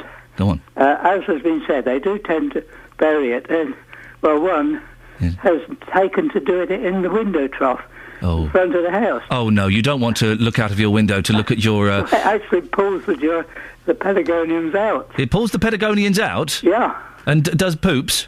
Because it's nice soil, isn't it? Yeah, good soil. It tends to be dry on that trough because it's slightly sheltered, so it's dry earth. But I don't know if you've ever seen a litter tray, Brian. I wouldn't want to do a poo in a litter tray. I'm sure you wouldn't either. I'd much rather go in some nice soil.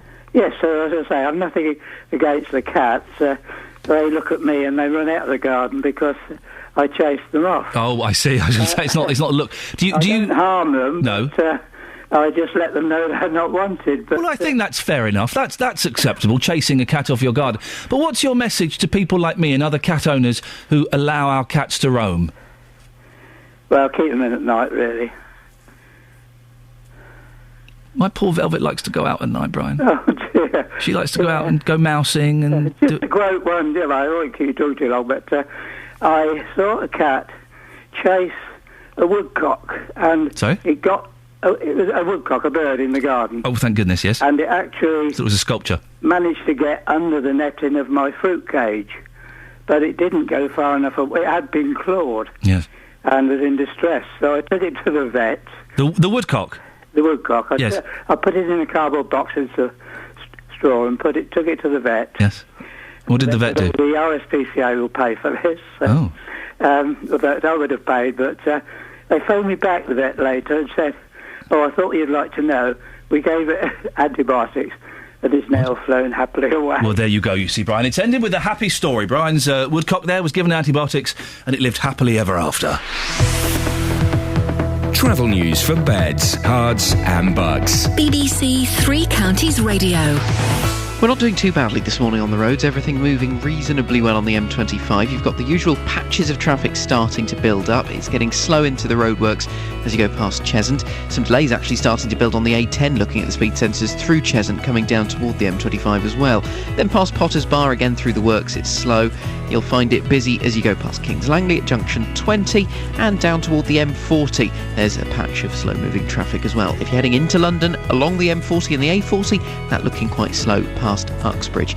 The M1 southbound this morning, a wee bit busy as you make your way past junction 11 at the A505. Looking quite slow on the A1, mainly through Boreham Wood, so again it's on the approach into London from Holiday Inn Junction toward Mill Hill Circus. Further back up the A1 at the Black Cat roundabout, some traffic starting to build there as well. Trains and tubes though, they're doing pretty well. Adam Glynn, BBC Three Counties Radio. Across beds, hearts and bugs. This is BBC Three Counties Radio.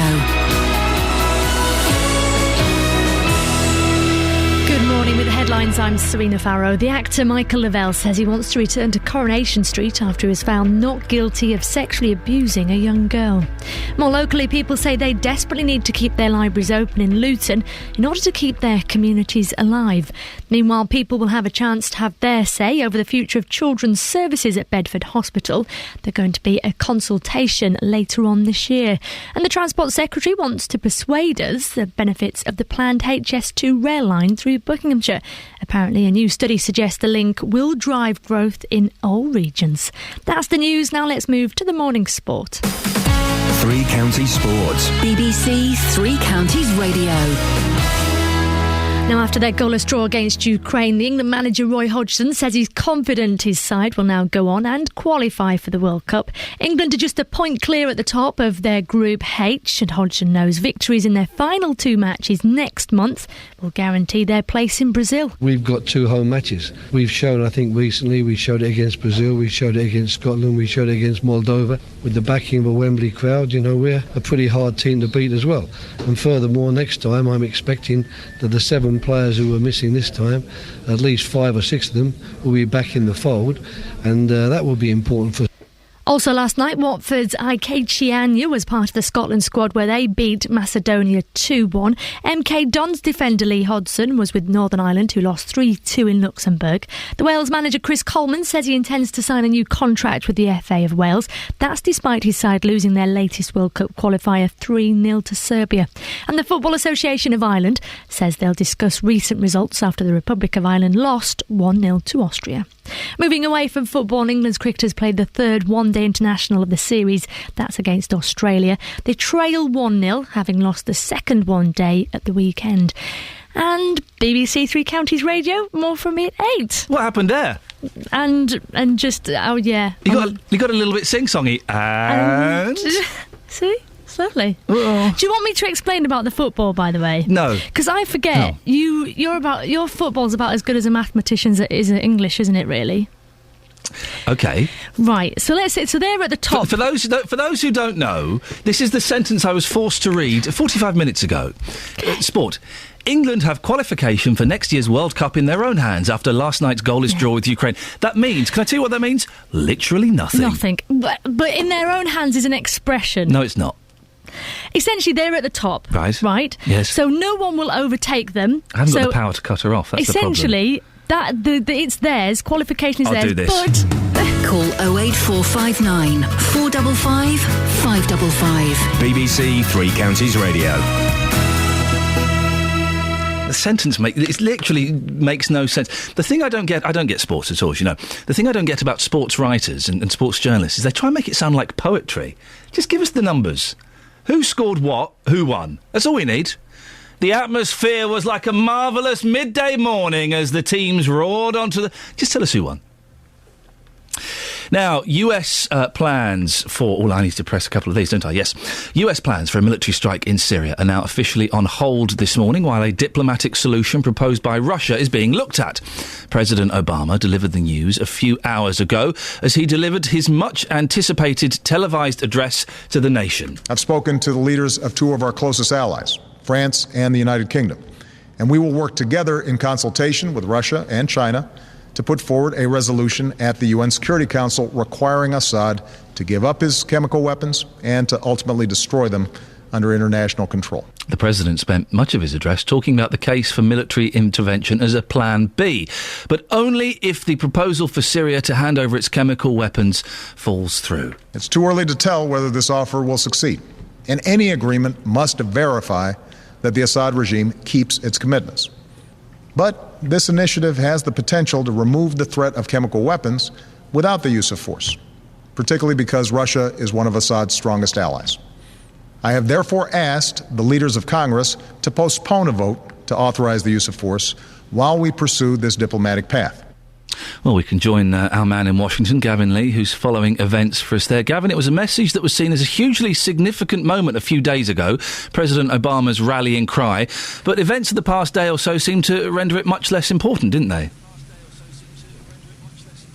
Yeah, I think that speaks to the speed, the dizzying speed, really, for want of a better word, of the diplomacy. The Russians leading the diplomacy, getting the Syrians to agree to this plan to hand over chemical weapons, which would avert this attack by the US. And it must have been a headache. It must have been a really difficult moment for the scriptwriters for Obama to come up with a message. And it showed, because it was 15 minutes of him talking. It lacked the pizzazz. It lacked the soaring phrase or two he often uses in speeches. It was a very careful speech. And he was full of rhetoric about urging what he's call a reluctant US public that military strikes are the right way forward. He said the public should watch the footage of August the 21st of those killed in the chemical weapons attack, and that there would be a missile strike if it came to it, and it would send President Assad a message like no other nation on earth could send. Then the but came. Not now, he said. First, the diplomatic efforts would be looked at. I watched it all in a bar, Iain, very close to the White House. A lot of people watched it with me. Americans in there saying that they didn't want military intervention. One person put it really well. He said it's like watching a speech to a public who don't want to go to war by a president who looks relieved that he's not having to go to war. Focus, obviously, now on this big diplomatic plan. All eyes are on Geneva tomorrow, aren't they? They are, as of about a few hours ago, because the Russians only set up this meeting. They cancelled the meeting at the UN last night because they don't agree with the French approach to this. The French have set up and invoked Chapter 7 of the UN article, which tries to throw up a resolution meaning that there'll be military force if the Syrians don't keep to their promise. The Russians say that's not acceptable.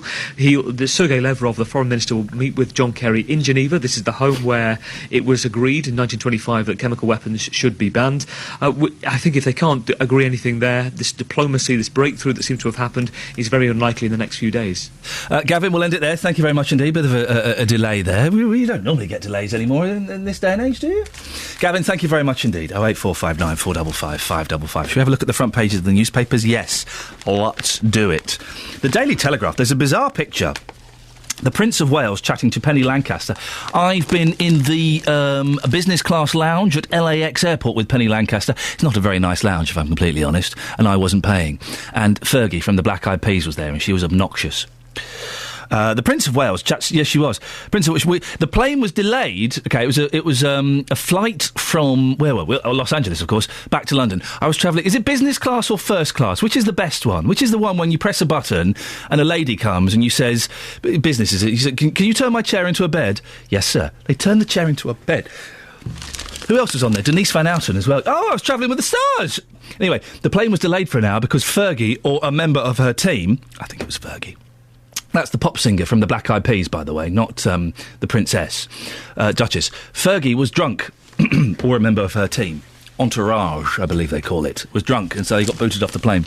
Anyway, irrelevant to this, the Prince of Wales chatting to Penny Lancaster at the opening of the Prince's Trust store in London yesterday. What's interesting about this is she is, I'm going to say, 6-7 inches taller, 5 or 6 or 7 or several inches taller than Prince Charles.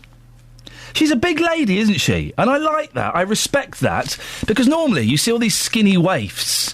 She is a shapely lady. Good for her. Big arms, is what I'm trying to say.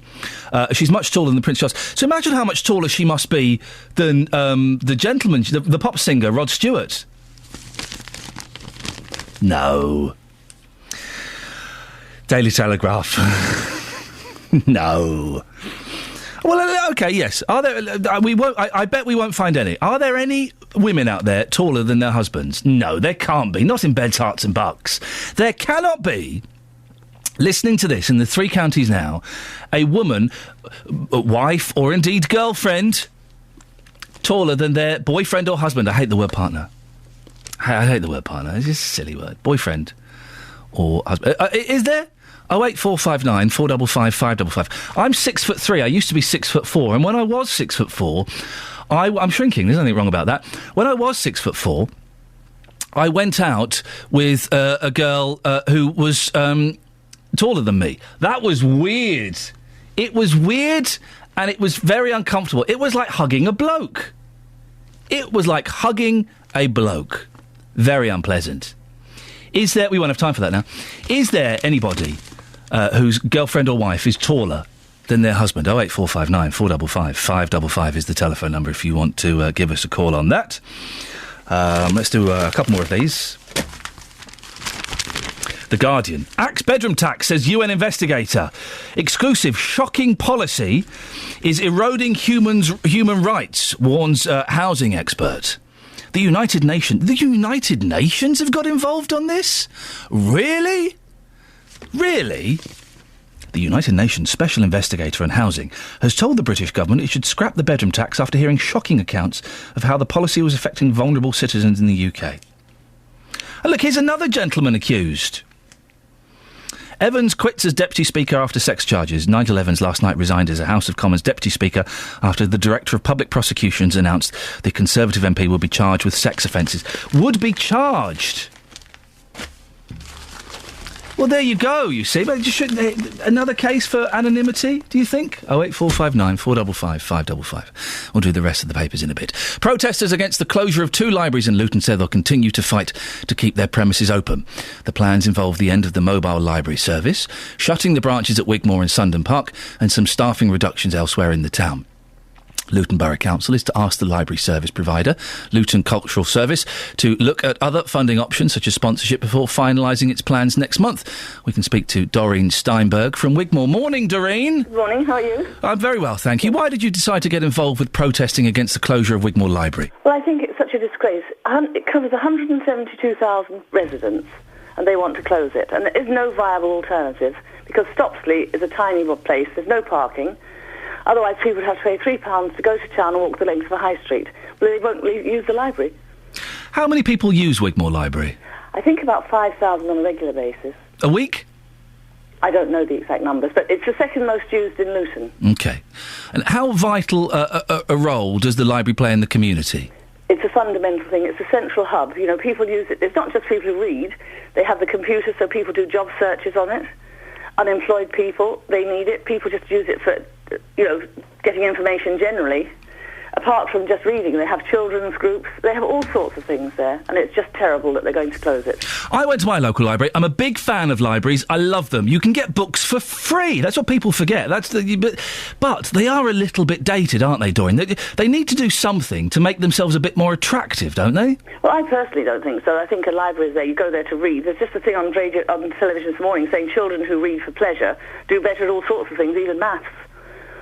They do better than if their parents have a degree. So reading is very important. Of course it is, but if you look at libraries, they're kind of old, they're a little bit stuffy, and you're not going to attract... Yes, older people might go, like yourself and myself. No, but there's full of little children as well. Children go, yes, of course, because their parents, who are my age, take their children.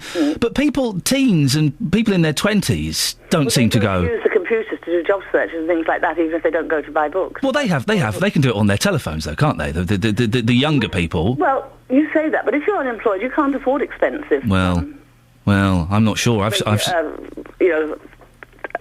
Telephone things, some of these very fancy phones. I mean, they can't all afford that, and they can't all afford internet. There are lots of people, little children, can't afford all these things. And they go there to do their homework. Do you think this is, Doreen, do you think this is part of the problem? Because I genuinely think that libraries are, I think they're a wonderful resource and I think they are a gift to humankind, but I do think they're very dated. Do you think that this is part of the problem, why libraries are losing trade, in inverted commas? Because people are a bit stuck in their ways and don't want to change and move with the times a little bit? Well, I don't think so. I don't think anything needs dumbing down. I mean, when I was a child... I'm not saying... I've not used the phrase dumbing down. I'm expanding them so they are more accessible to people who perhaps find them a little old-fashioned. Well, what sort of things would you do? Well, I don't know. It's a good point, but I don't think dumbing down is the way. I just think that some people, and dare I say it, perhaps yourself, Doreen, we're such a little bit stuck in our ways that we're not open to new suggestions. And libraries don't get 20-year-olds. They don't get 25-year-olds going in there. Well, I don't know. I just know how many people use that library. All the parking's there. You know, they're not going to go to a library if they have to go to the town. No. OK, Doreen, I feel we're going around in circles a little bit, but thank you very much indeed. Is that part of the problem? Doreen, they're very passionate about libraries, and rightfully so. But the suggestion that maybe we need to do something to modernise them a little bit. I'm not saying having funky lights and glitter balls, but the suggestion that we do something perhaps a little bit different to try and encourage more people into them is met with well, no, we don't need to change anything at all. No, it's absolutely fine. Well, it isn't fine, is it? Because libraries are... I went to my library the other day, it was empty. It was empty. 08459 455 555. Travel news for beds, cards and bugs. BBC Three Counties Radio. A few slow patches starting to appear on the speed sensors this morning. Quite busy on the A6 through Clop Hill as you come to the junction with the A507. You might find it a little bit busy in Hitchin at the minute. The A505 in particular looking slow, as is the A602 as you make your way across from the A1M. The A5, well, it's looking slow northbound into Hotcliffe, southbound looking busy through Dunstable and past Markyate down toward the M1, and the M1 looking slow as it does tend to past junction 11 at the A505 toward 10 at Luton Airport. The A1 at Black Cat Roundabout is busy. You then have a patch of traffic on the A1M as you go past Stevenage junctions 8 to 7, and then into London, slow from the Holiday Inn junction towards Stirling Corner and from Apex Corner to Mill Hill Circus. M25 anti-clockwise, busy through the roadworks section. Also slow from the M1 to Kings Langley and Maple Cross to the M40. If you're commuting by rail this morning, things are looking good on the departure boards. Adam Glynn, BBC Three Counties Radio. Thank you, Adam. 7:47. I'm starting to warm up a little bit now, dear listener. You'll be pleased to hear. I don't know what that means, but it certainly means something. It is Wednesday, the 11th of September. I'm Iain Lee, and these are your headlines on BBC Three Counties Radio. The Coronation Street actor Michael Lavelle has been found not guilty of sexually abusing a young girl and now says he's looking to get his job back. People can finally have their say on children's services at Bedford Hospital, as bosses have agreed to a consultation later in the year. And in sport, after their goalless draw against the Ukraine, the England manager is confident his side will now go on and qualify for the World Cup. Coming up, more on Bedford Hospital, but before that, let's get the weather with Kate. Beds, Hearts and Bucks weather. BBC Three Counties Radio.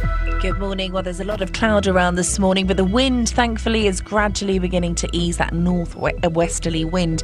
So it will feel just slightly more pleasant. Now, through the middle part of the morning into the first part of the afternoon, we should get some brighter spells, maybe even some hazy sunshine or some clear sunshine, but it's not going to last for too long. The latter part of the afternoon, the cloud will thicken, and with it, some outbreaks of rain throughout this evening. But the temperature, as in the sunshine later, it will feel more pleasant than yesterday, but it doesn't look too impressive if you're looking too closely at the numbers. It looks like 15 Celsius as the maximum today. Now, overnight, like I said, this warm front moves through, bringing with it some thicker cloud and some outbreaks of rain. Once it passes, we've got some more humid air behind it. That turns everything a little bit murky, maybe a little bit misty towards dawn tomorrow morning. Minimum temperature 12 Celsius. And tomorrow, once that mist lifts, we'll get some breaks in the clouds, some brighter spells, and we're hanging on to that warmer air. So things likely to feel a little warmer tomorrow. We're looking at a maximum of 18 Celsius. Thank you very much. Every weekday morning from 9, the biggest local talking points. There is only one professional force that can control chemical weapons. How can we, as a civilised country, stand by and let more poor innocent children get killed? The JVS Show. Harry's in Bedford. Let's see what Harry wants to say. She knew what the laws were. She knew what she was doing.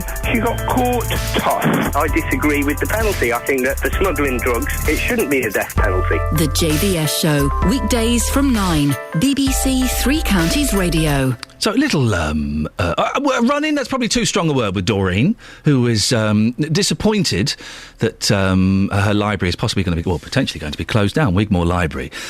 I just get the feeling that older people, I include myself in that, and Doreen, I don't know her age, but I suspect she may be a little bit older than me. I just think that maybe we need to change with the times a bit. Libraries are very dark and they're just strange places. I suspect Doreen perhaps got upset in the 80s when they started having cassettes you could hire out. Yes, the primary purpose of a library is books, and now you can use computers there. I just think they need to do something else to make them a bit more attractive to people. Interesting, Doreen's figures as well. How many people use the library? About 5,000. Is that per week? Oh, I don't know the figures. April's in Luton. April? Good morning. Libraries. Oh, vibrant places. You're being sarcastic, aren't you? No, I'm not. The local library that my son goes to, they have kids club. During the summer holiday, they have magicians there. They have songs and dance. How old is your boy? Okay, he's 4.5. Exactly, you see, and he's taken there by his grandmother. She uses it every week. April, you've just put forward my case for me. There's a 4.5-year-old and a 70-year-old woman. There's nobody in between. Well, that's not entirely true. I do go to the library on occasion, but I do use their virtual library. What? Bedfordshire have a virtual library. Oh dear, what's that mean? Well, you just go online, you can order books and download them to your e-reader. Oh, for goodness sakes. I download books to my e-reader. When was the last time you physically went into the library? About 5 weeks ago. Okay, 5 weeks ago. And what did you get out from there?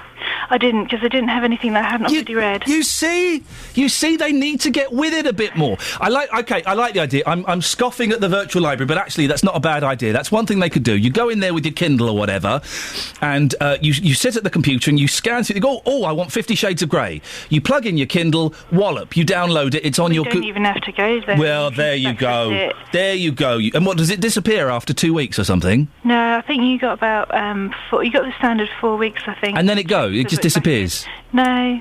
Huh? No, it doesn't. Well, so you keep it? Yeah, that's kind of the disappointing Well, that's their... Well, listen, there is simple technology they can get that will mean the book disappears after 4 weeks.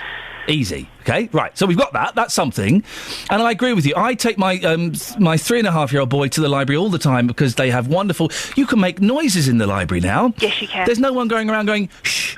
You can make noise. And they have magicians, they have songs, they have toys, they have games, and we sit down and we read, and it's wonderful. But, April, how old are you? 38? No, 43. There we... Older than me, you see. Yeah. There's nobody between the ages of 17 and 29 using their library on a regular basis. And I don't know about that. Well, I do. I'm telling you, it's a fact. And it's as much as a fact as that woman saying 5,000 people use her library. Is that a week? I don't know. Nobody between the ages of 17 and 29 is using their library. I would like libraries to get bigger. The problem I have is that I've read all the books they have in the Bedfordshire Library. They need to rotate more. Of the genres that I like. What genres do you like? Science fiction and fantasy. Science fiction and fantasy. We'll go again, 50 Shades of Grey. I'm jealous of Birmingham. Yeah, that's huge. They've got the biggest library, I think, I'm going to say it, in Europe. The biggest library in Europe is in Birmingham. How mad is that? I have a colleague here who lives in the local area, and he really does like libraries. Yeah. I think he's 50 and he goes on a regular basis. He's 50? Yeah. April, you're doing the argument for libraries no favours. Old people and toddlers. That's it! We need to make libraries sexy for 17 to 29-year-olds. How do we do it? I don't know. Ophelia's in Luton. Good morning, Ophelia. Good morning. How are you? I'm good. We need to make libraries sexy. No, we don't. Sorry? We don't. What do you mean? Well, what do you mean by sexy? We need to make them attractive to young people. Listen, with no disrespect, you're going to tell me you use your library, but you're also an old woman, aren't you? And now I'm an old woman, very old, but I've always used the library since the age of 5. I mean, yeah. I came from a very poor family, and there was loads of us, so the library was a place where you went to read and to do your homework. Yes. And as I grew up with that, I remember where I lived in London, it was the same thing. I mean, that was in the 70s, the 60s. No, I'm talking about as recent as the 90s as well. How old are you, Ophelia? I'm old. Can't say on the phone. 43. No, older. 52. Not quite. 49. Oh, stop it. Bingo now. Can I get back to the library, though? Okay, so you're 51 years old. So you were using libraries in the 60s. The world was a different place in the 60s, Ophelia. Can I just say, I was doing my degree... You didn't even have colour television in the 60s. Let me just say, the library is a focus point, especially around exam times. It's got the right atmosphere. Oh, Ophelia... You're so out of touch. I don't know if you heard... There's these new things. I don't know if you've heard of them. They're called computers, and all the information you can get in the library, you can get on a computer, and the young people are not bothered going to libraries. They're in their bedrooms on their computers. That's not true. That's Ian. true. Ian, you're not going to the libraries enough yourself, if that's what you're saying. Go on, even on a Saturday morning. It's mainly the Central Library, because the library is so central. I didn't even realise Wigmore's closing down, because I've been so busy and mostly going to the Central Library in Luton, which is a bit annoying, but Wigmore is my favourite library. When I first moved to Luton about 12 years ago, after getting my signing the papers and everything else, the day after I moved and got that all done, the first place I went to sign up was the library. That was in the olden days, Ophelia. No, that was just 2000. That's 13 years ago. No, but the library is so cool. And do you know, it's a socialising place. You can meet people there. Oh, I don't want to meet people. You don't? Oh, I don't like meeting people. You get to talk to people of like-mindedness. Oh, no. Don't want to talk to people in the libraries. Young people go there to meet people. No, Ophelia, for goodness sakes, you're living in a Mills and Boon novel. As recent as last year, I saw it at Central Library as well. OK, well, Ophelia, we have to end it there. Thank you very much indeed. 08459 455 555 is the telephone number. I cannot believe that Ophelia is still clinging on to the hope that libraries are cool. OK, well, we've got 2 minutes for this. We can try and fit this in. People in Bedford will have a chance to have their say of the future of children's services at the town's hospital when a consultation begins later this year. The hospital... Do you want to do this or do you want to do this later? Should we do it now? Do it later. What are you saying? I say later, because otherwise we haven't got a lot of time. I say later as well, but the fact that it was still on the screen implied that I was going to go for it. We'll do it later. 08459 455 555. We'll do it later on. We'll give it the time that it deserves. Libraries, though. We need to make them sexy. Ophelia is 51 years old. She is old. I am 40 years old. I am old, OK? We don't know I don't know what a 19-year-old wants anymore. What do they want? Justin Bieber? Lady Gaga? I don't know what they want. We need to make libraries sexy for young people. How do we do that? I don't know. Taking your Kindle so you can go in and you download a book for a bit. There we go, we can do that. Do it on your iPad. Something like that. What do you think? That's an idea. But what else do we do? Can we find anybody between the ages of 17 and 29 who regularly uses their library and isn't a swat? Isn't a Walter the Softy? 08459 455 555 is the telephone number. You can also go to facebook.com/BBC3CR. Lots of you having your say about whether people accused of sex crimes should be named or not. Mark Dunn says, evidence or not, there is also a lot of these money-grabbing media junkies trying to get a quick buck. Yes, some people have been abused and sexually assaulted, but now it's becoming silly that everyone is coming forward with lies. Good for the person if they remained anonymous, but also if you have nothing to hide, then why should you? The thing with being out in the open, guilt would set it. Lies would come out. I don't know what that means. And Jenny says, of course Michael Lavelle should get his job back. Leslie Grantham served time for manslaughter, but that didn't stop him being high by the beep. But I don't agree with naming the victim unless she acted maliciously. In many cases, she may have been someone's victim, just not that of the accused. Travel news for beds, cards and bugs. BBC Three Counties Radio.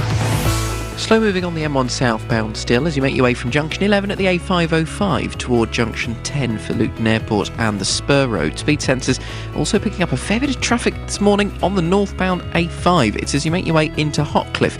And there may be some temporary traffic lights around there. I'm not sure. We haven't had reports of roadworks, but if you're caught in the queue and if it's something unusual, let us know. 08459 455 555. The A6 in Clop Hill looking slow as well. The A1 slow at Black Cat roundabout, busy into Sandy on the southbound side.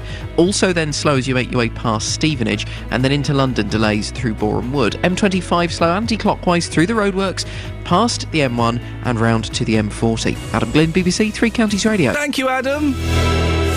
So, should we name people accused of sex crimes? 08459 455 555. And how do we make libraries cool? I know. What a strange idea. Local and vocal across beds, hearts and bucks. This is BBC Three Counties Radio.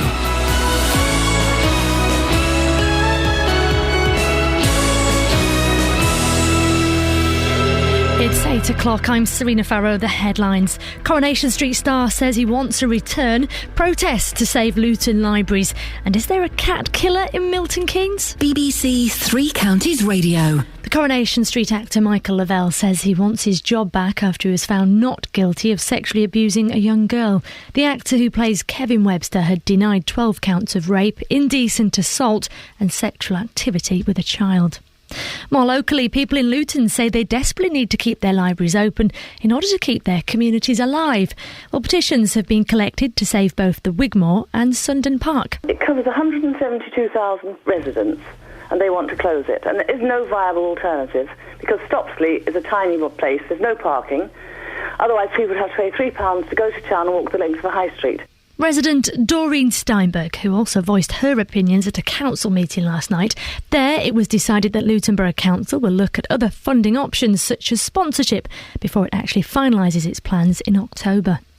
Now, a Milton Keynes man says there's a cat killer on the loose after his pet was poisoned with antifreeze.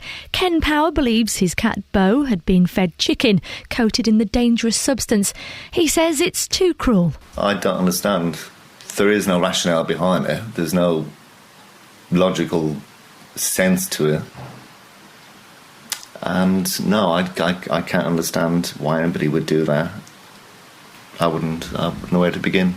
In Bedford, improvements to children's services are on the horizon at the hospital as they now want people's views.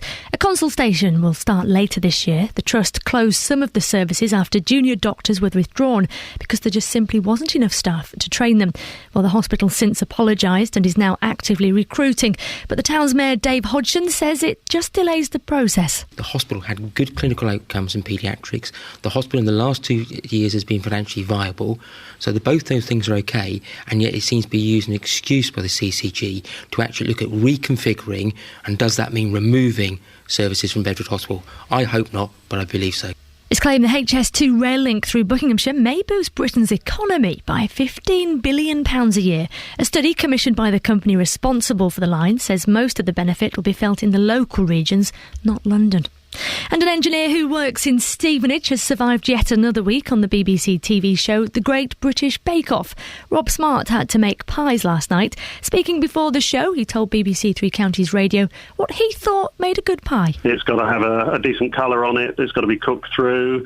It's got to try and hold its shape at least. That's less important. I mean, flavour and texture are the most important things of the pie.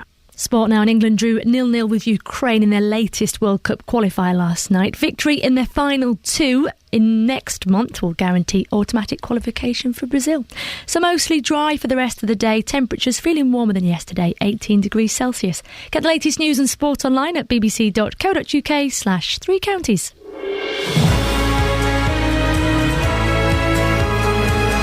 Well, now we know what makes a good pie. Glad that's cleared up. I was confused. Am I the only person in the world never to have seen The Great British Bake Off? Is that the one with Mel and Sue? I like Mel. I like Mel. I like Sue. I prefer Mel. I like both of them. But I don't want to see them presenting a programme about baking off. They said baking off. That's the one with Paul Hollywood, isn't it? The baking love rat. Cheeky little wink to camera. Well, we now know what makes a good pie, and that really has. We might as well finish now. Jonathan, you can start early. We're not going to beat that. Morning, this is Iain Lee, BBC Three Counties Radio. Lots coming up in the last hour before JVS at 9, including Coronation Street star Michael Lavelle has been found innocent of child rape charges. Should everyone accused of sex crimes remain anonymous until found guilty? Protesters against the closure of 2 libraries in Luton say they'll continue their fight to keep the premises open. I suggest that we need to do something to make libraries cool. But what do we do? And one Milton Keynes resident believes a cat murderer is on the loose. Why do some people hate cats? Facebook.com/BBC3CR. You can send me a text 81333. Start your text 3CR and you can give me a call. 08459 455 555. Across beds, hearts and bucks. This is BBC Three Counties Radio.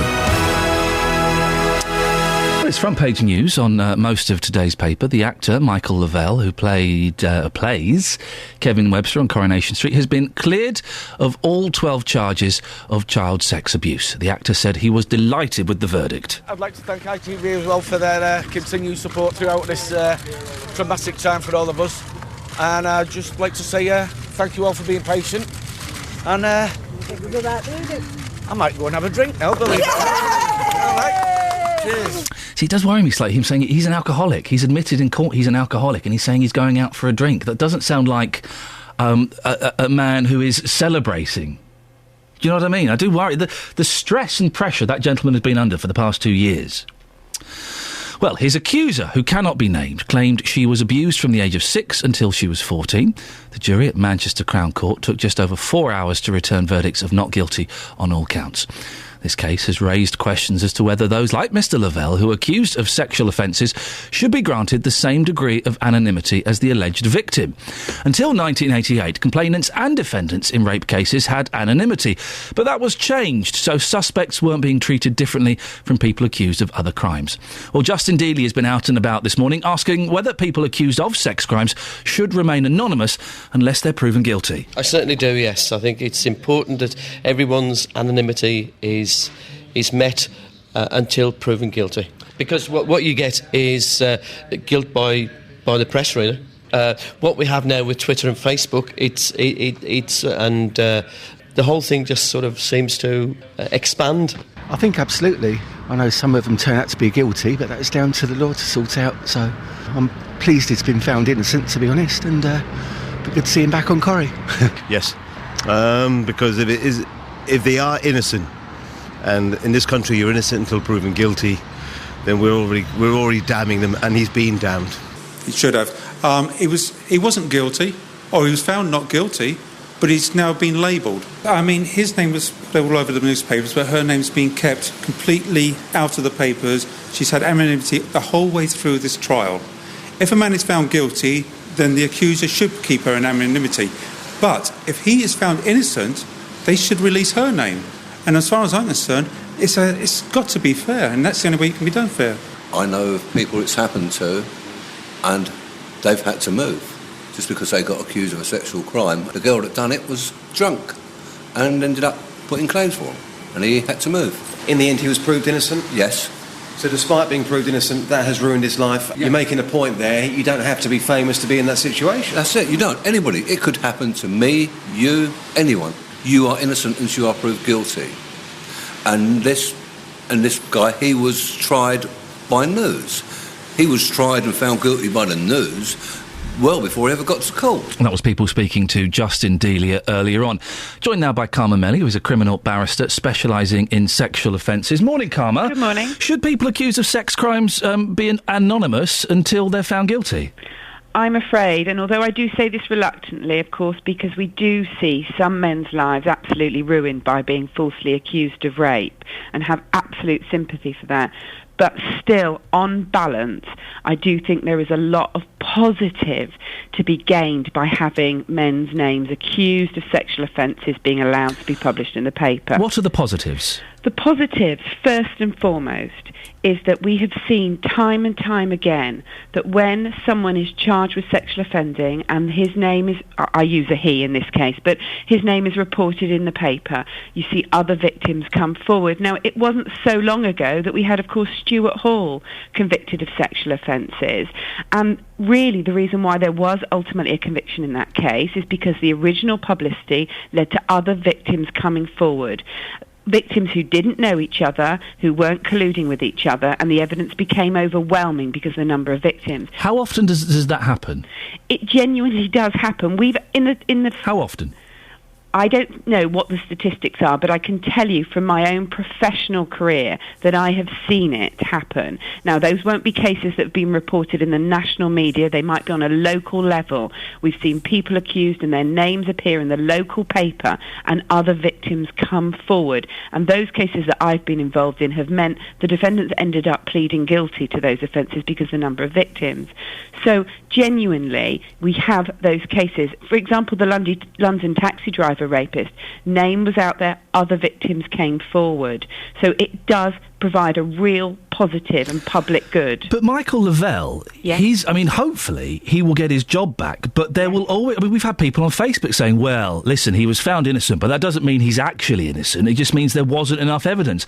Mud sticks and no smoke without fire. People will chuck all these cliches out and believe that this gentleman is guilty. There will be some people who do feel that, absolutely, but almost all the reports that I've read so far have actually been very sympathetic to the very difficult situation that Mr. Lavelle has been facing. Well, they have to in the newspapers, but because they're legally obliged to, because he has done nothing wrong. But your man on the street, lots of them will be going, well, hang on, I bet something went on. Well, as I said, speaking to people and generally and looking at sort of social networking, overwhelmingly I would say it's the reaction is the other way around. It is of sympathy. But absolutely, I'm not denying that, well, question marks about why our criminal justice system has delay and so forth is a different issue.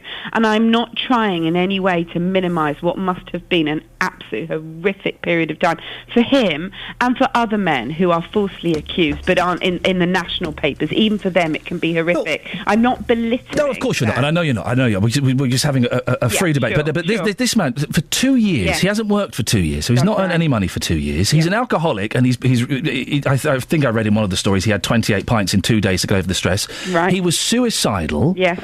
That's not fair on him at all, is it? In terms of whether it's fair for him, absolutely it's not. What he's been through is awful.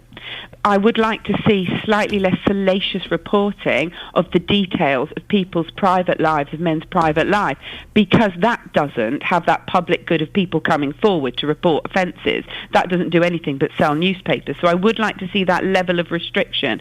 But what ultimately I'm saying is that however awful it has been, when you look at it overall in terms of protecting the public and locking up real rapists and real paedophiles, that publicising men's names does provide a level of protection in finding men who do commit such horrific crimes. And so, on balance, with sympathy and with regret, I do believe that people's names should continue to be published in the papers.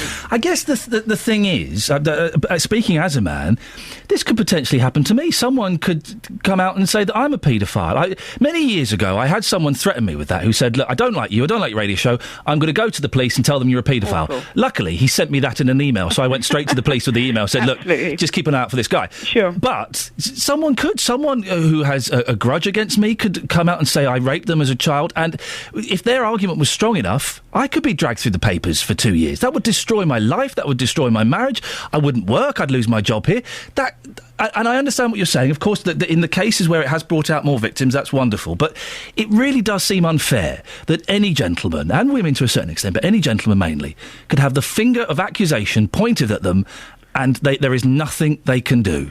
Well, if the woman ends up being convicted of perverting the course of justice, then because she's actually made a false account, then the reporting of her conviction is different in that occasion. She won't have anonymity in relation to perverting the course of justice. But there is another slight argument as well that I'd just like to mention, which is, of course, that defendants don't have anonymity for any crime.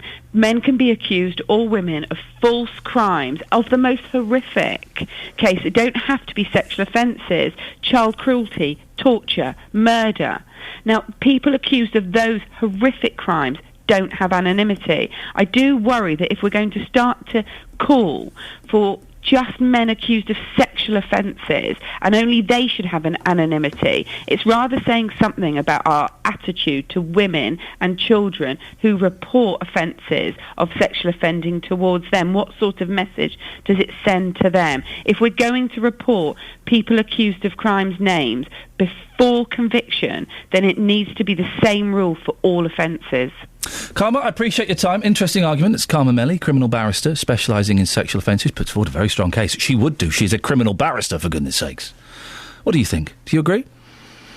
But yes, the system works perfectly well at the moment, that men should be named. Or do you think they shouldn't? 08 459 455 555. JVS is asking today, is it right that we name people accused of sex crimes? I had a fellow who hated me on another radio station. Hey, I think I cut him off. I was rude to him. So he sent me an email saying, right, what I'm going to do is I'm going to out you as a paedophile. I'm going to... He listed everything he was going to do, and then he sent me an email pretending he was a girl, saying, oh, what? So I just went straight to the police. I went, I've just had this email from this gentleman who's going to out me. I want you, feel free to come and look at my computers, come and do anything you want, but I just want to get in first. And they went and nicked him, because he'd left something, he'd left a clue as to who he was or something. They went and nicked him. Did he go to prison? No, he didn't go to prison, but he got a big fine. He was a nut job. Anyway, we're going off on a tangent. 08459 455 555. It's 8:15. Let's get the travel with Adam. Travel news for beds, cards and bugs. BBC Three Counties Radio. The A1M has been looking particularly slow this morning southbound. Turns out there's been an accident. It's on the hard shoulder now. It's between Stevenage North and South, junctions 8 and 7, and traffic is still looking really slow past the scene. If you're heading further toward London on the A1, expect the usual delays through Boreham Wood. It's looking very slow at the moment past the Holiday Inn junction. Further back up the A1, you've got some queues from the Eton-Soken junction down toward the Black Cat roundabout. Looking busy on the Bromham Road into Bedford, the A428. Slow in Olney on the A509. Milton Keynes not looking too bad. Leighton Buzzard maybe a little busy on the A505 toward the 4146 junction. Dunstable on the A5 and Markyate both looking okay. Redbourne a little slow though near to the M1. M1 looking a bit busy as you make your way down toward London, but really not too bad actually past Hemel Hempstead. Usual queues starting to build around London Coney on the A414, and then on the M25 anti-clockwise delays through the roadworks section, and then again as you get round toward the M40. Adam Glynn, BBC Three Counties Radio. Thank you very much.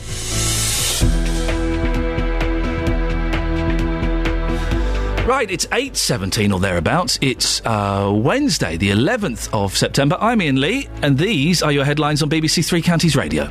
The Coronation Street actor Michael Lavelle has been found not guilty of sexually abusing a young girl and now says he's looking to get his job back. It's claimed the HS2 rail link through Buckinghamshire may boost Britain's economy by £15 billion a year. In sport, after last night's draw with Ukraine, England now need 2 more victories to qualify for the World Cup. Coming up, we'll hear about the public consultation over the future of the children's services at Bedford Hospital. BBC Three Counties Radio.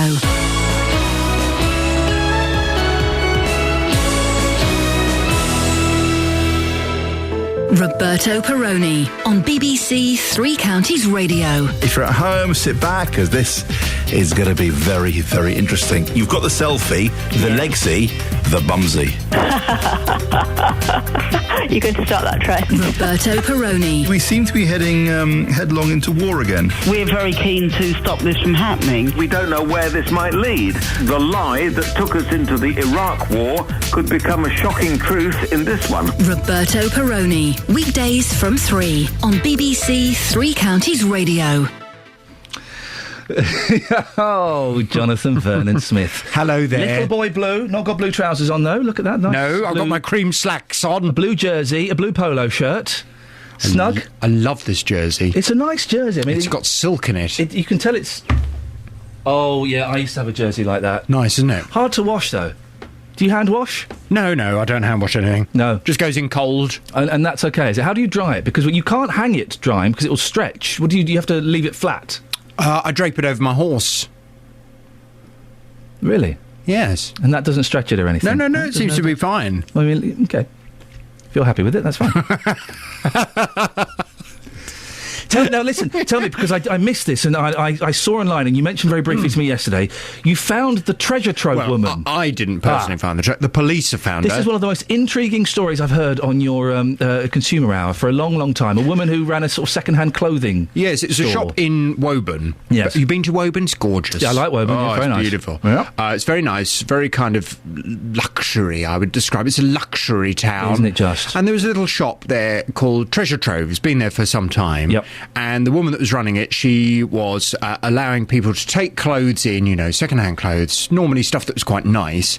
She'd sell it, and then she'd split the profit. She'd get 50-50. Very nice. Sounds like a good little business. Great setup. A number of people, particularly women, taking in their kind of, last year's dresses or coats or whatever, handbags, that kind of stuff. Suddenly, at Christmas time, the shop vanished. Uh-oh. People who'd left their items of clothing. One lady who came to me, her mother had recently died, and she'd taken all of her mother's old things down to the shop. Everything just went overnight. It quickly became apparent that what had happened, this woman had turned up at the weekend in the middle of the night with a transit van. Oh dear. Emptied out the shop and vanished.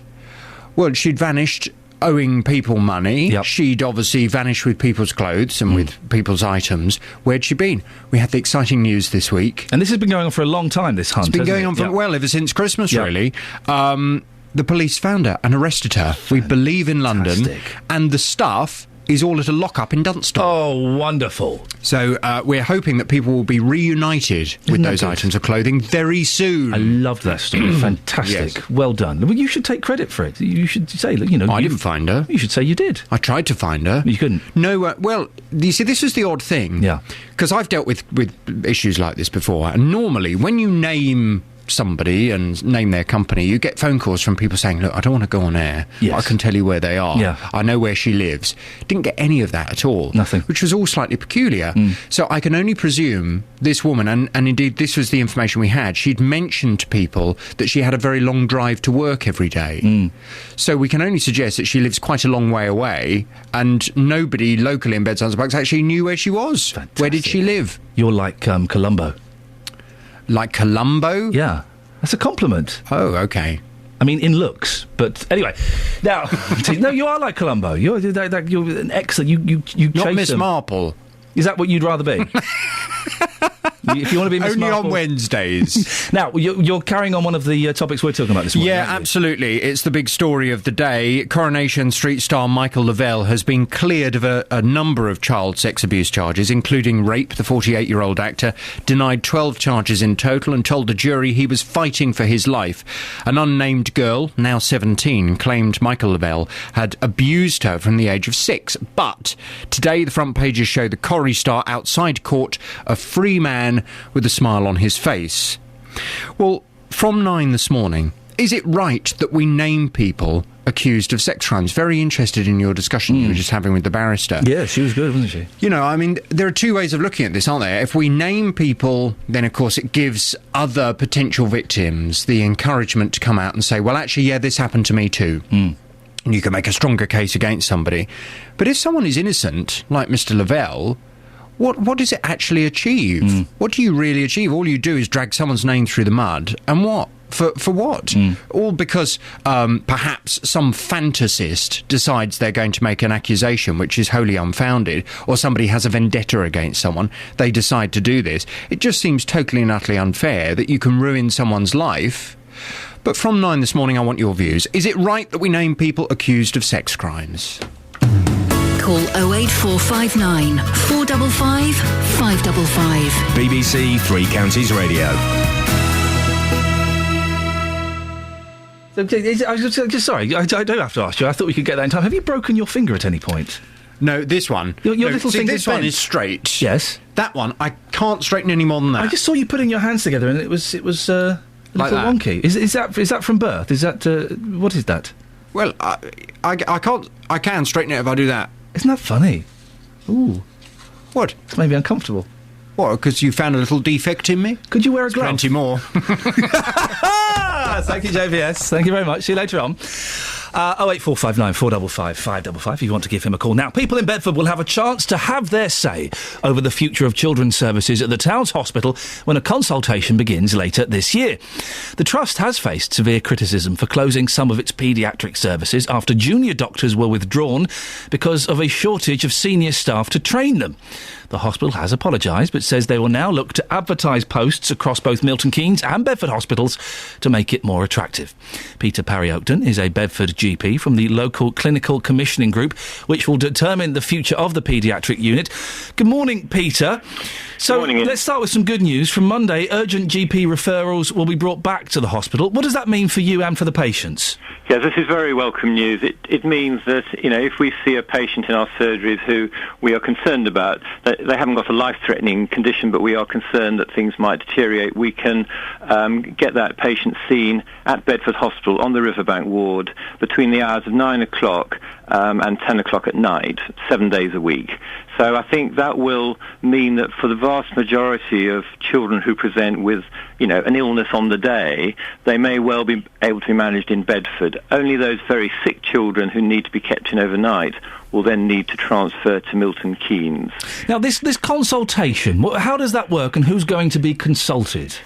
Right. Well, if we change services, we are legally required to consult with the public, and we think that's really important. We're a new organisation, and we actually, we are genuinely interested to hear the public's views. And last night at the Overview and Scrutiny meeting, we heard two members of the public speak very eloquently about what they wanted paediatric services to be like. And we know from all the marches that people do care passionately about what paediatric services are like. So we're going to have a consultation period that starts in November, running through to January. There's a bit before that when we engage with people to find out what the sort of various options might be. Then there's a consultation, and in March the various options will come to the CCG governing body for a decision.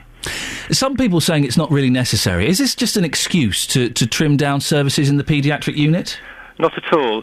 Yes, the Mayor seems to be of the view that we should replace like with like, and that having had this crisis, and I think this needs to be looked at in the context of the recent CQC report, which was fairly damning of Bedford Hospital, I think to put things back exactly as they were, to me, just does not seem right, and to us. So we think we need to, in fact, improve paediatric services. So it's not about putting the same back. We want to improve it. And we heard last night from the public that actually they've discovered that other hospitals, where they've had to go, sometimes actually provide better paediatric services than they were getting at Bedford. And they understand that actually to get better services, we may have to change the way they're delivered. And they are happy to accept that things might be different, but overall will provide a better service to our patients. Peter, when you say different, of course everybody wants things improved. Do you mean streamlined slightly? Well, I think services can be provided in a more effective way so that patients get seen quickly and get the right treatment the first time they're seen. So, it's streamlined, but we're not talking about cuts. We're talking, it may be an enhanced service. We want, generally, with the money that we only have limited resources, clearly, but we want to make sure, and with discussion with the public and patients, how can we use that resource in the best possible way to make sure the majority of our patients get actually excellent care, and hopefully locally wherever possible. How can people get involved in the consultation, Peter?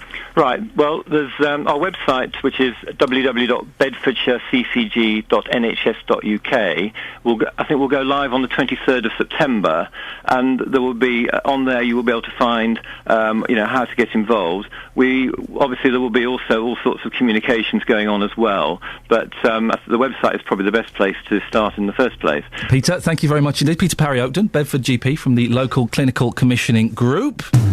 Call 08459 455 555. BBC Three Counties Radio. Subject of libraries. We need to make libraries sexy. Save the British Library. Mark in Bletchley. Iain, I think you'll find that the library is quite busy for job searchers that have no internet. OK, right. So how many computers have they got? 6? OK. It's not...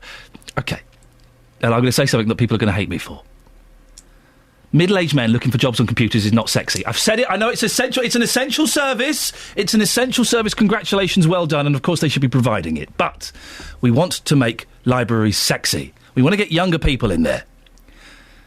Middle-aged men looking for jobs on computers is not sexy. I'm speaking bluntly, but as I find.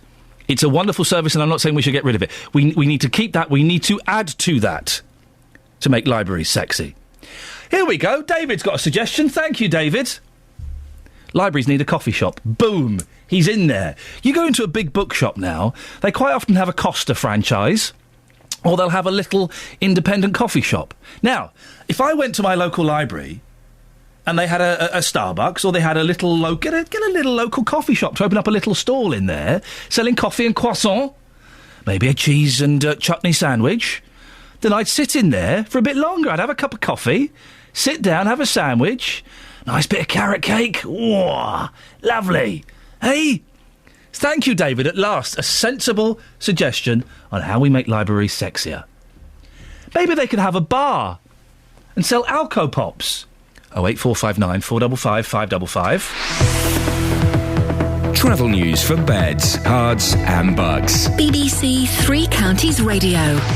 Things still looking busy on the A1M southbound. We had an accident a bit earlier this morning, now on the hard shoulder between junctions 8 and 7 as you go past Stevenage, but traffic's still quite slow past the scene. Plenty of people using the A602. It's looking rather busy eastbound past Watton at Stone as you head across toward the A10. The A10 looking better through Cheshunt, but still a little busy toward the M25. In Hertford there are some delays on the westbound A414. Again, that's from the A10. M1 looking much improved. A5 looking much better around Dunstable as well. Still some delays into Bedford though on the Bromham Road, and in Olney on the southbound A509. Looking at the M25 then, anti-clockwise delays into the roadworks past Cheshunt at junction 25 through to Potters Bar, and then it slows up as you make the approach to the M40 at junction 16. And the A404 from High Wycombe toward Marlow is looking busy this morning too. Trains and tubes though, they're doing well. Adam Glynn, BBC Three Counties Radio.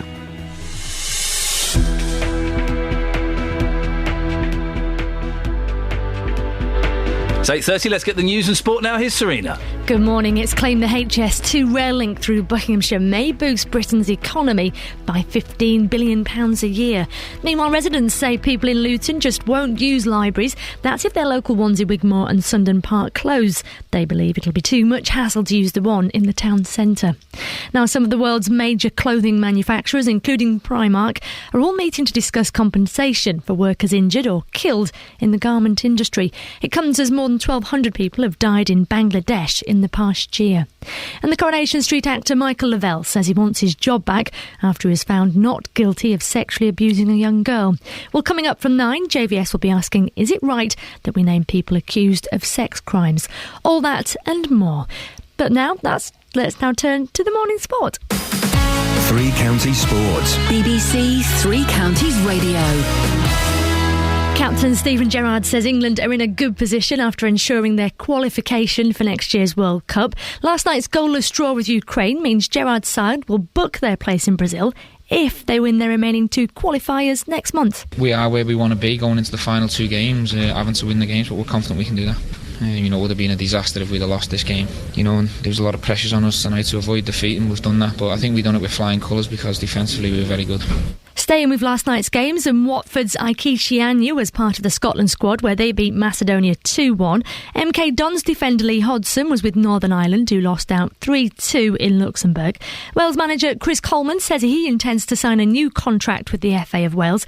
That's despite his side losing their latest World Cup qualifier 3-0 to Serbia. And the Football Association of Ireland say they'll now discuss recent results after the Republic of Ireland lost 1-0 to Austria. So cricket, England played the third one-day international of the series against Australia at Edgbaston today. They trail 1-0, having lost the second one-day on Sunday. BBC Three Counties Radio, more from me at 9. On FM, AM, online and digital radio. This is Iain Lee. On BBC Three Counties Radio. Morning. Lots coming up between now and JVS at 9 o'clock, including cats and libraries. Cats and libraries! No, stay with us. Later today, the Transport Secretary will make a speech about the high-speed rail link planned to run through Buckinghamshire.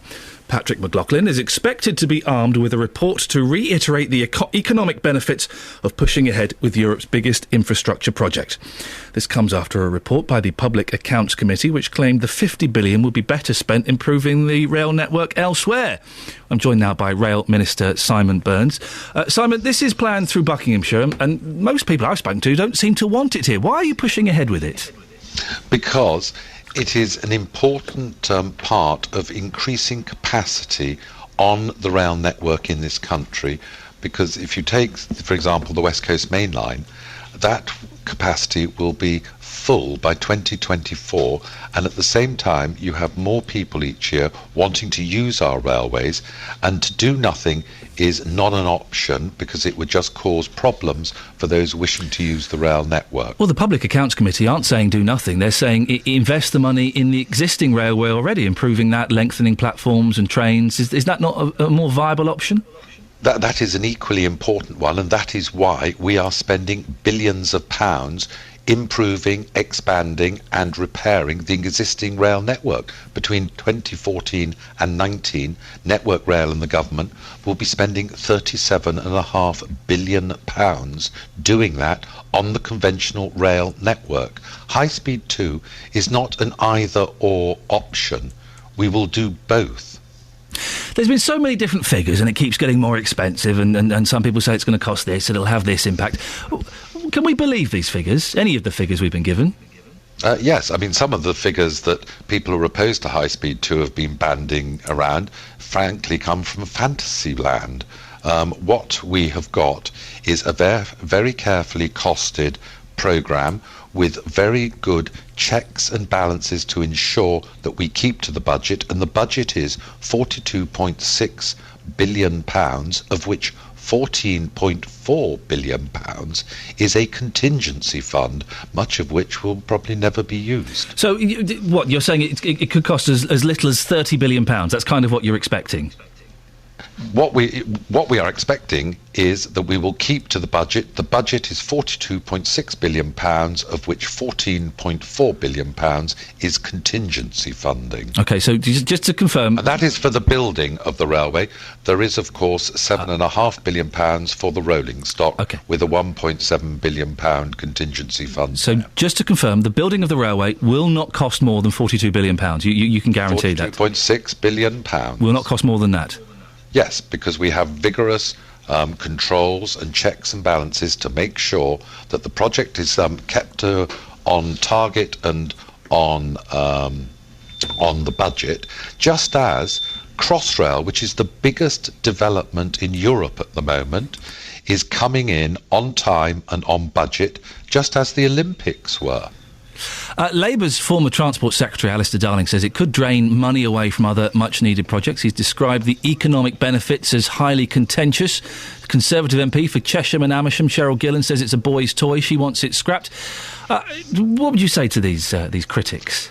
Well, what I'd say to Alistair Darling is that he is wrong. And it is surprising, given that he was Chancellor of the Exchequer of the government that took the decision to build High Speed 2 back in 2009. And to my colleague Cheryl, I would say, I understand. She is the constituency MP for Chesham and Amersham. She is behaving correctly as a constituency member of Parliament, representing her constituents. But we have looked at her concerns, and we have gone a long way to helping to alleviate the impact of HS2 on her constituency by putting more of it in a tunnel.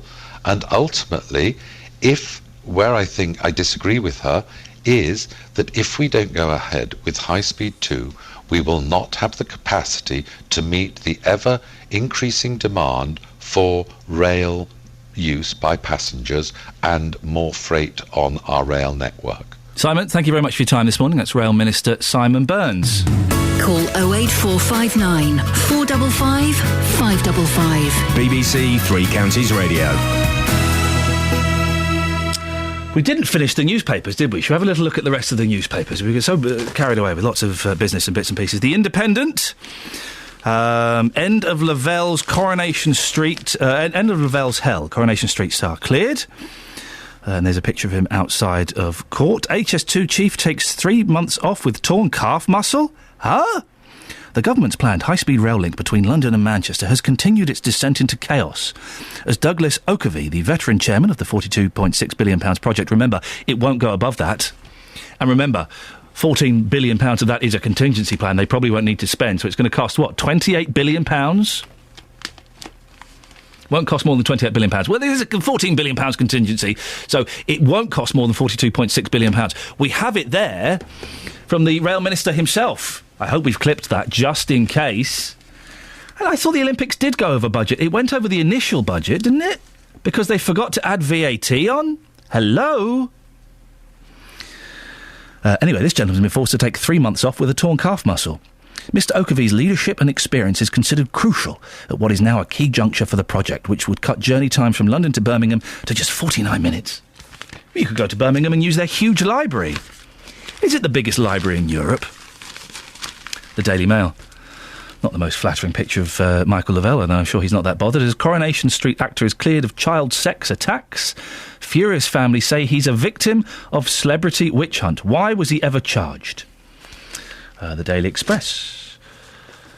They split it between Michael Lavelle being cleared and all banknotes to be plastic. This is health and safety gone mad. This is political madness gone wrong. What? Let's read on. Harder to forge and, more importantly, can survive a soaking in the washing machine. Really? Really? Is that the main reason? So when's this going to happen? Let's find out.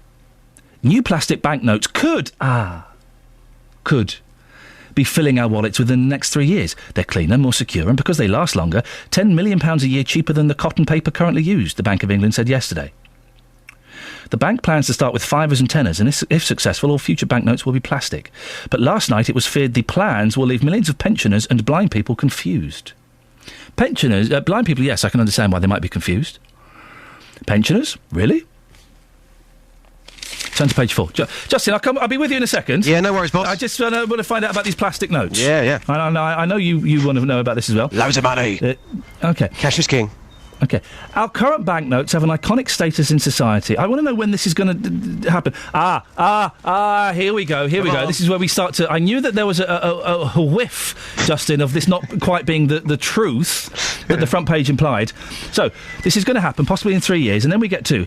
A 2-month-long consultation will take place, guess where? Go on. Shopping centres. Right. To allow the public to fill the new notes and make comments. Oh, what a lovely day out there with it. Let's go down to our local shopping centre to feel something, and we'll give our views. Well, you're not allowed to do that anymore. Political correctness gone mad.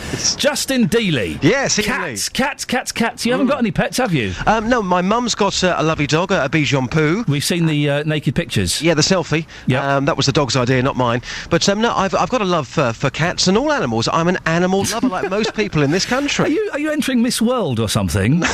I love all animals. Well, if you don't own... Here's something. If you don't own a pet, you have no soul.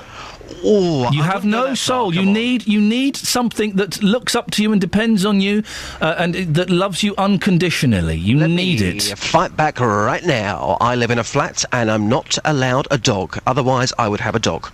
OK, well, I don't know if you've heard of, guinea pigs. Who wants a guinea pig? Oh, guinea pigs are great. They may look cute, but what's the point? OK, how about an indoor rabbit? Again, what's the point? You see, because you've got no soul. No, I've got soul. I just love dogs. I love cats. He does look good with a poodle. You would look very good with a poodle. Thank you. Now, Justin, you've been out asking people about cats. What have you been asking them? What have they been saying? Well, again, we're talking about antifreeze poisoning. It's something that we talk about with cats quite often on this programme. How anybody could do that to any cat, I don't know. So I've been out this morning asking people why they don't like cats. Now, some interesting answers. They couldn't really back it up, but here's what people in Luton had to say this morning about their hatred towards cats. So you hate cats. Can you tell me why? But they always look like they're up to something, to be honest. And that's the reason? Yeah. Debbie, again, you're somebody who doesn't have a lot of affection for cats, but you have a good reason. Tell us why. Because I'm allergic to them. So what happens if you came into contact with a pussycat? I get asthma attack and then I have to go to a hospital because of the fur that blocks my airway. Well, the clothes when this is tight and mickey. This is serious. Come on, what? You're about 6 foot tall and you're scared of a cat. Come on. I'm not scared of cat. I just don't like them on me, and I don't trust them. Because they are not affectionate. A cat is not affectionate? A cat is not affectionate. You've been with the wrong cats. Possibly been with the wrong cats, but the cats I've been with are not affectionate. A dog is affectionate. Every cat I've known has been lovely and happy and pleased to sit on you and have a bit of a chilling out time. You've met the right cats. I reckon it might just be you. Could be me. I am a miserable old git. You said it, not me. Quote, unquote. Thank you. Pleasure. Marion, you hate cats. You're honest about this. Tell us why. I've no idea. I just can't stand them.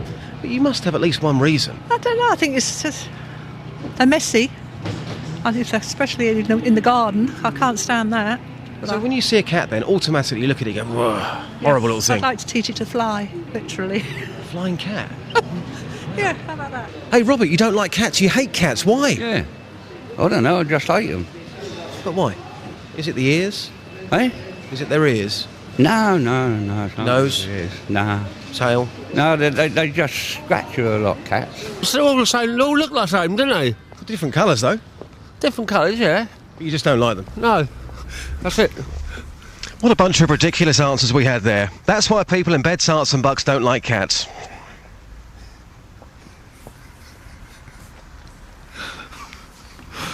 What is all of those people?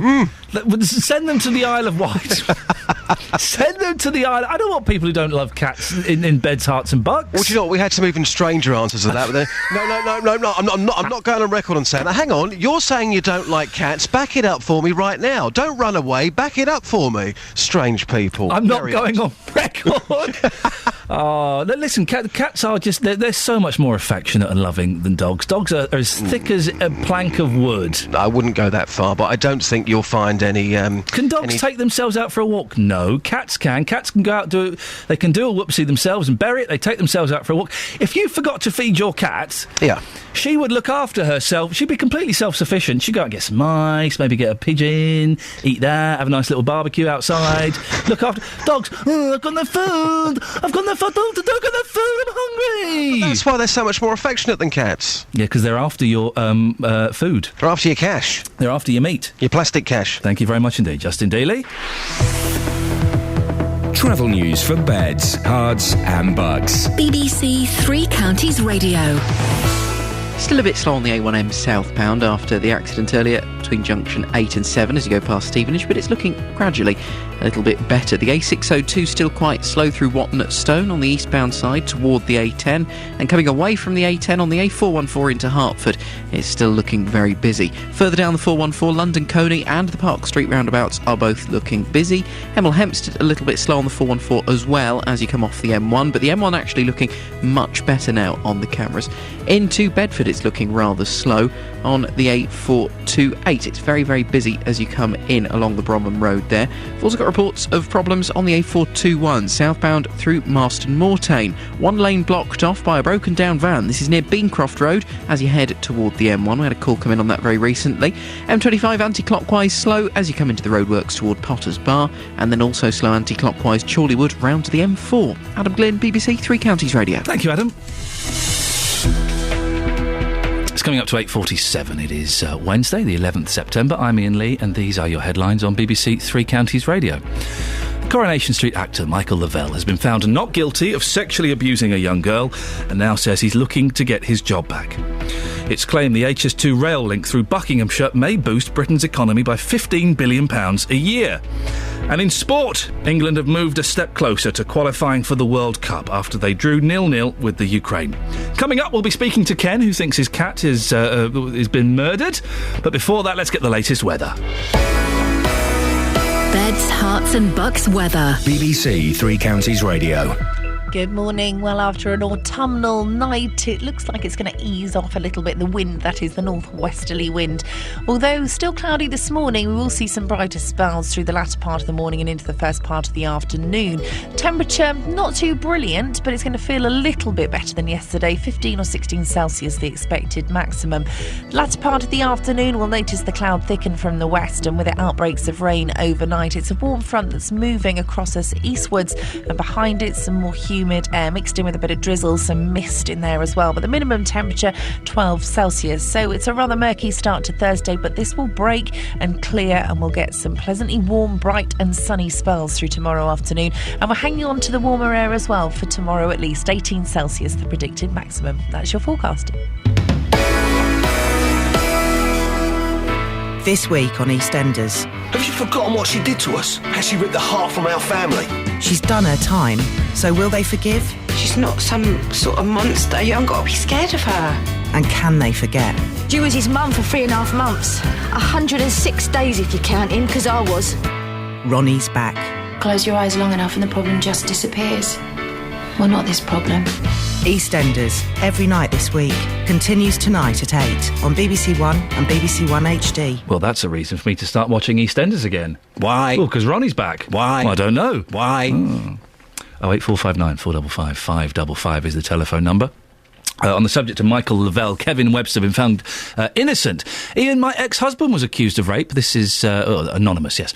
The police arrested him at work. They went to his home to get the clothes he was wearing when the alleged crime took place, informing his elderly mother. Within 24 hours, it was proved he hadn't done it. All that hurt and upset, the woman had done it before. Well, yeah, you see...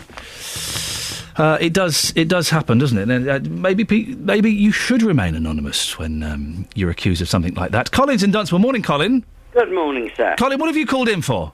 Well, I'd like to inform you that the Dunstable Library is used by lots and lots and lots of people of all ages. How many people, Colin? Oh, I don't know numbers. Well, okay. Already, I've shot down your first claim, and you say all kinds of ages. What ages? From adults in their middle-aged, yes, elderly, yes, right down to school children. Okay, but do you see any 19 to 29-year-olds? Yes, mainly to use the Wi-Fi facility. So they've just gone in there just to log on to the Wi-Fi, and that's it.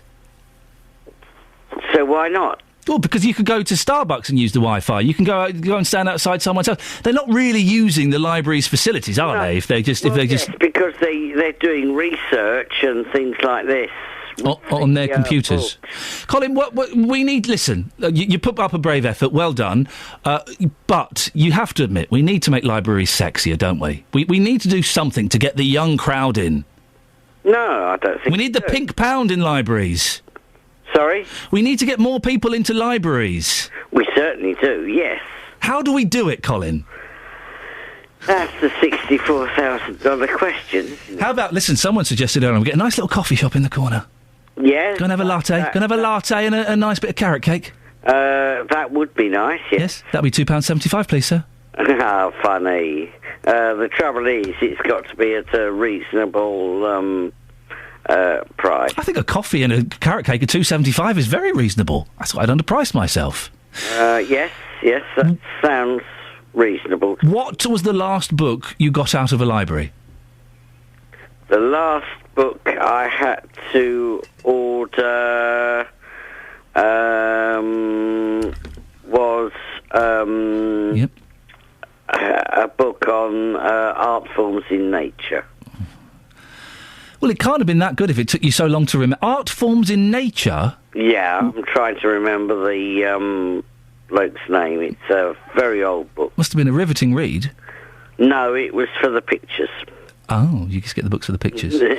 Yes. Okay, well, I mean, they are exceptional. Yes. Well, we need to do something to make libraries sexier, Colin, and your project this week is to... It's not the book by Ernst Keikel, is it?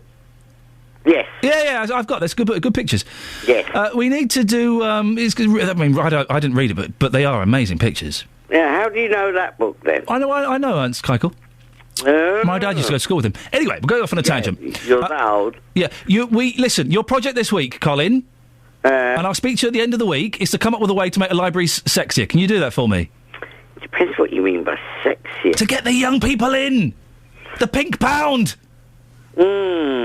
Okay, I'll have a think. I'll speak to you on Friday, Colin. Bye. There we go. 08459 455 555. Put that up on the board. Friday, we're going to speak to Colin, find out how to get young people into libraries.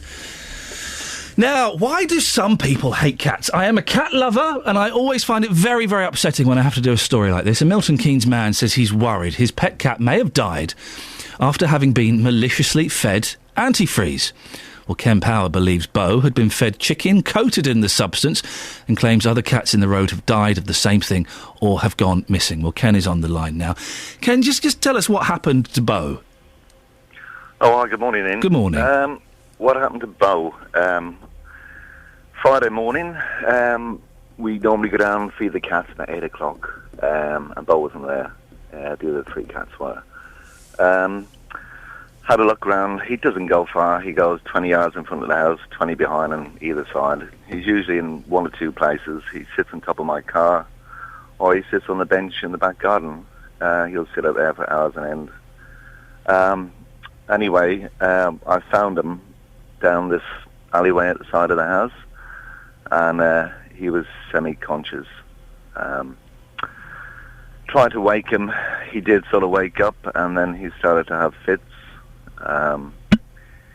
During the fits, I think he must have bitten his lip because he had blood. There was a lot of blood on his fur, everything. We got him to a vet's in Stony Stratford as quick as we could. And the vet there, Philip, lovely man, said I needed to get him to Walnut Tree, which is the main hospital for the Milton Keynes Veterinary Group, as quick as we could.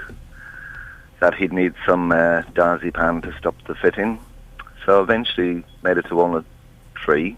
An amazing vet there called Rebecca seen him, and they tried to treat him, but I think at that stage he was in 2nd, 3rd stage of poisoning.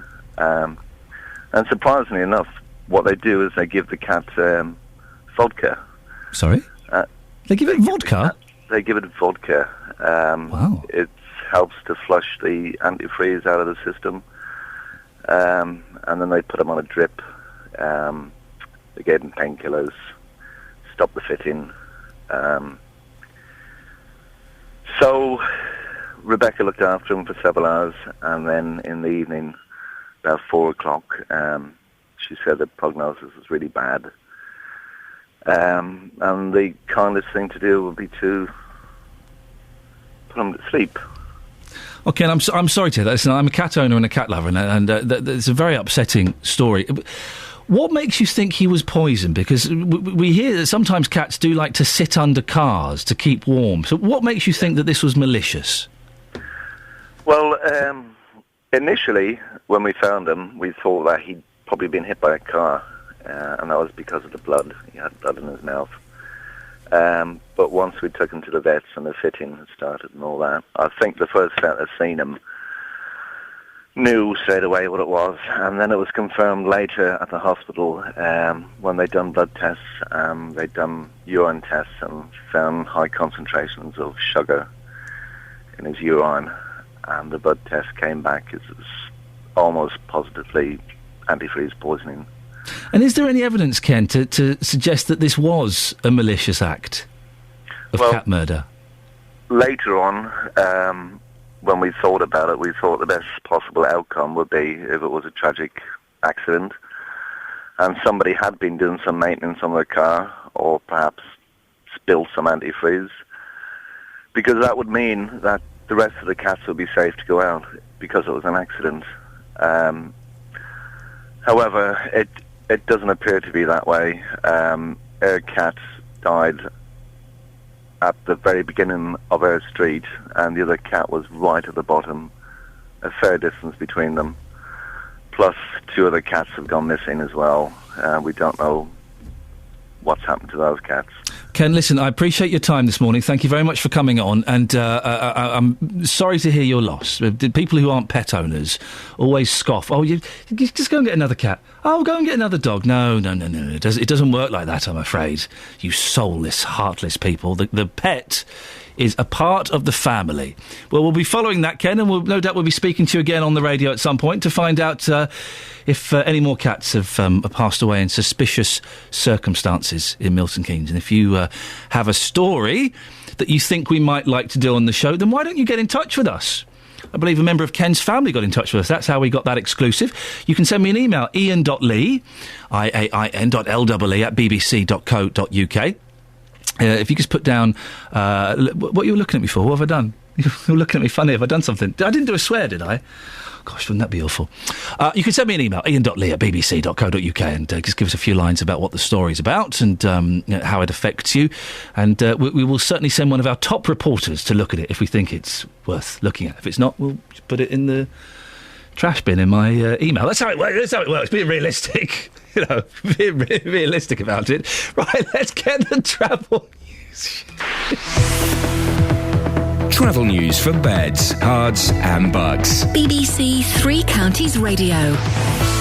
Problems in Marston Mortain still on the A421 southbound. There's a lane blocked by a broken down van near Beancroft Road as people head down toward the M1, and it's definitely looking busy back past Wootton and toward Bedford. Into Bedford, still looking slow eastbound on the Bromham Road, the A4280 and the A428 a little bit better on the approach.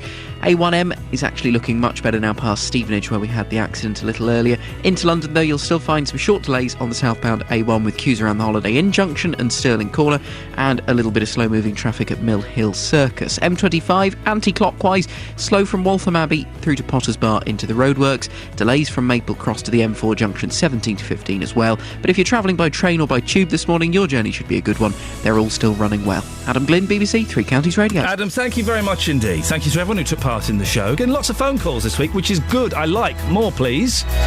Don't forget, go to iTunes and download the podcast. JVS is up next. Until tomorrow at 6, from me, ta-ta. Local and vocal across beds, hearts and bucks. This is BBC Three Counties Radio. Thank you, Ian. Good morning. Welcome to the JVS show. I'm Jonathan Vernon-Smith. It's Wednesday, and on today's big phone-in, is it right that we name people accused of sex crimes? Coronation Street star Michael Lavelle has been cleared of a number of child sex abuse charges,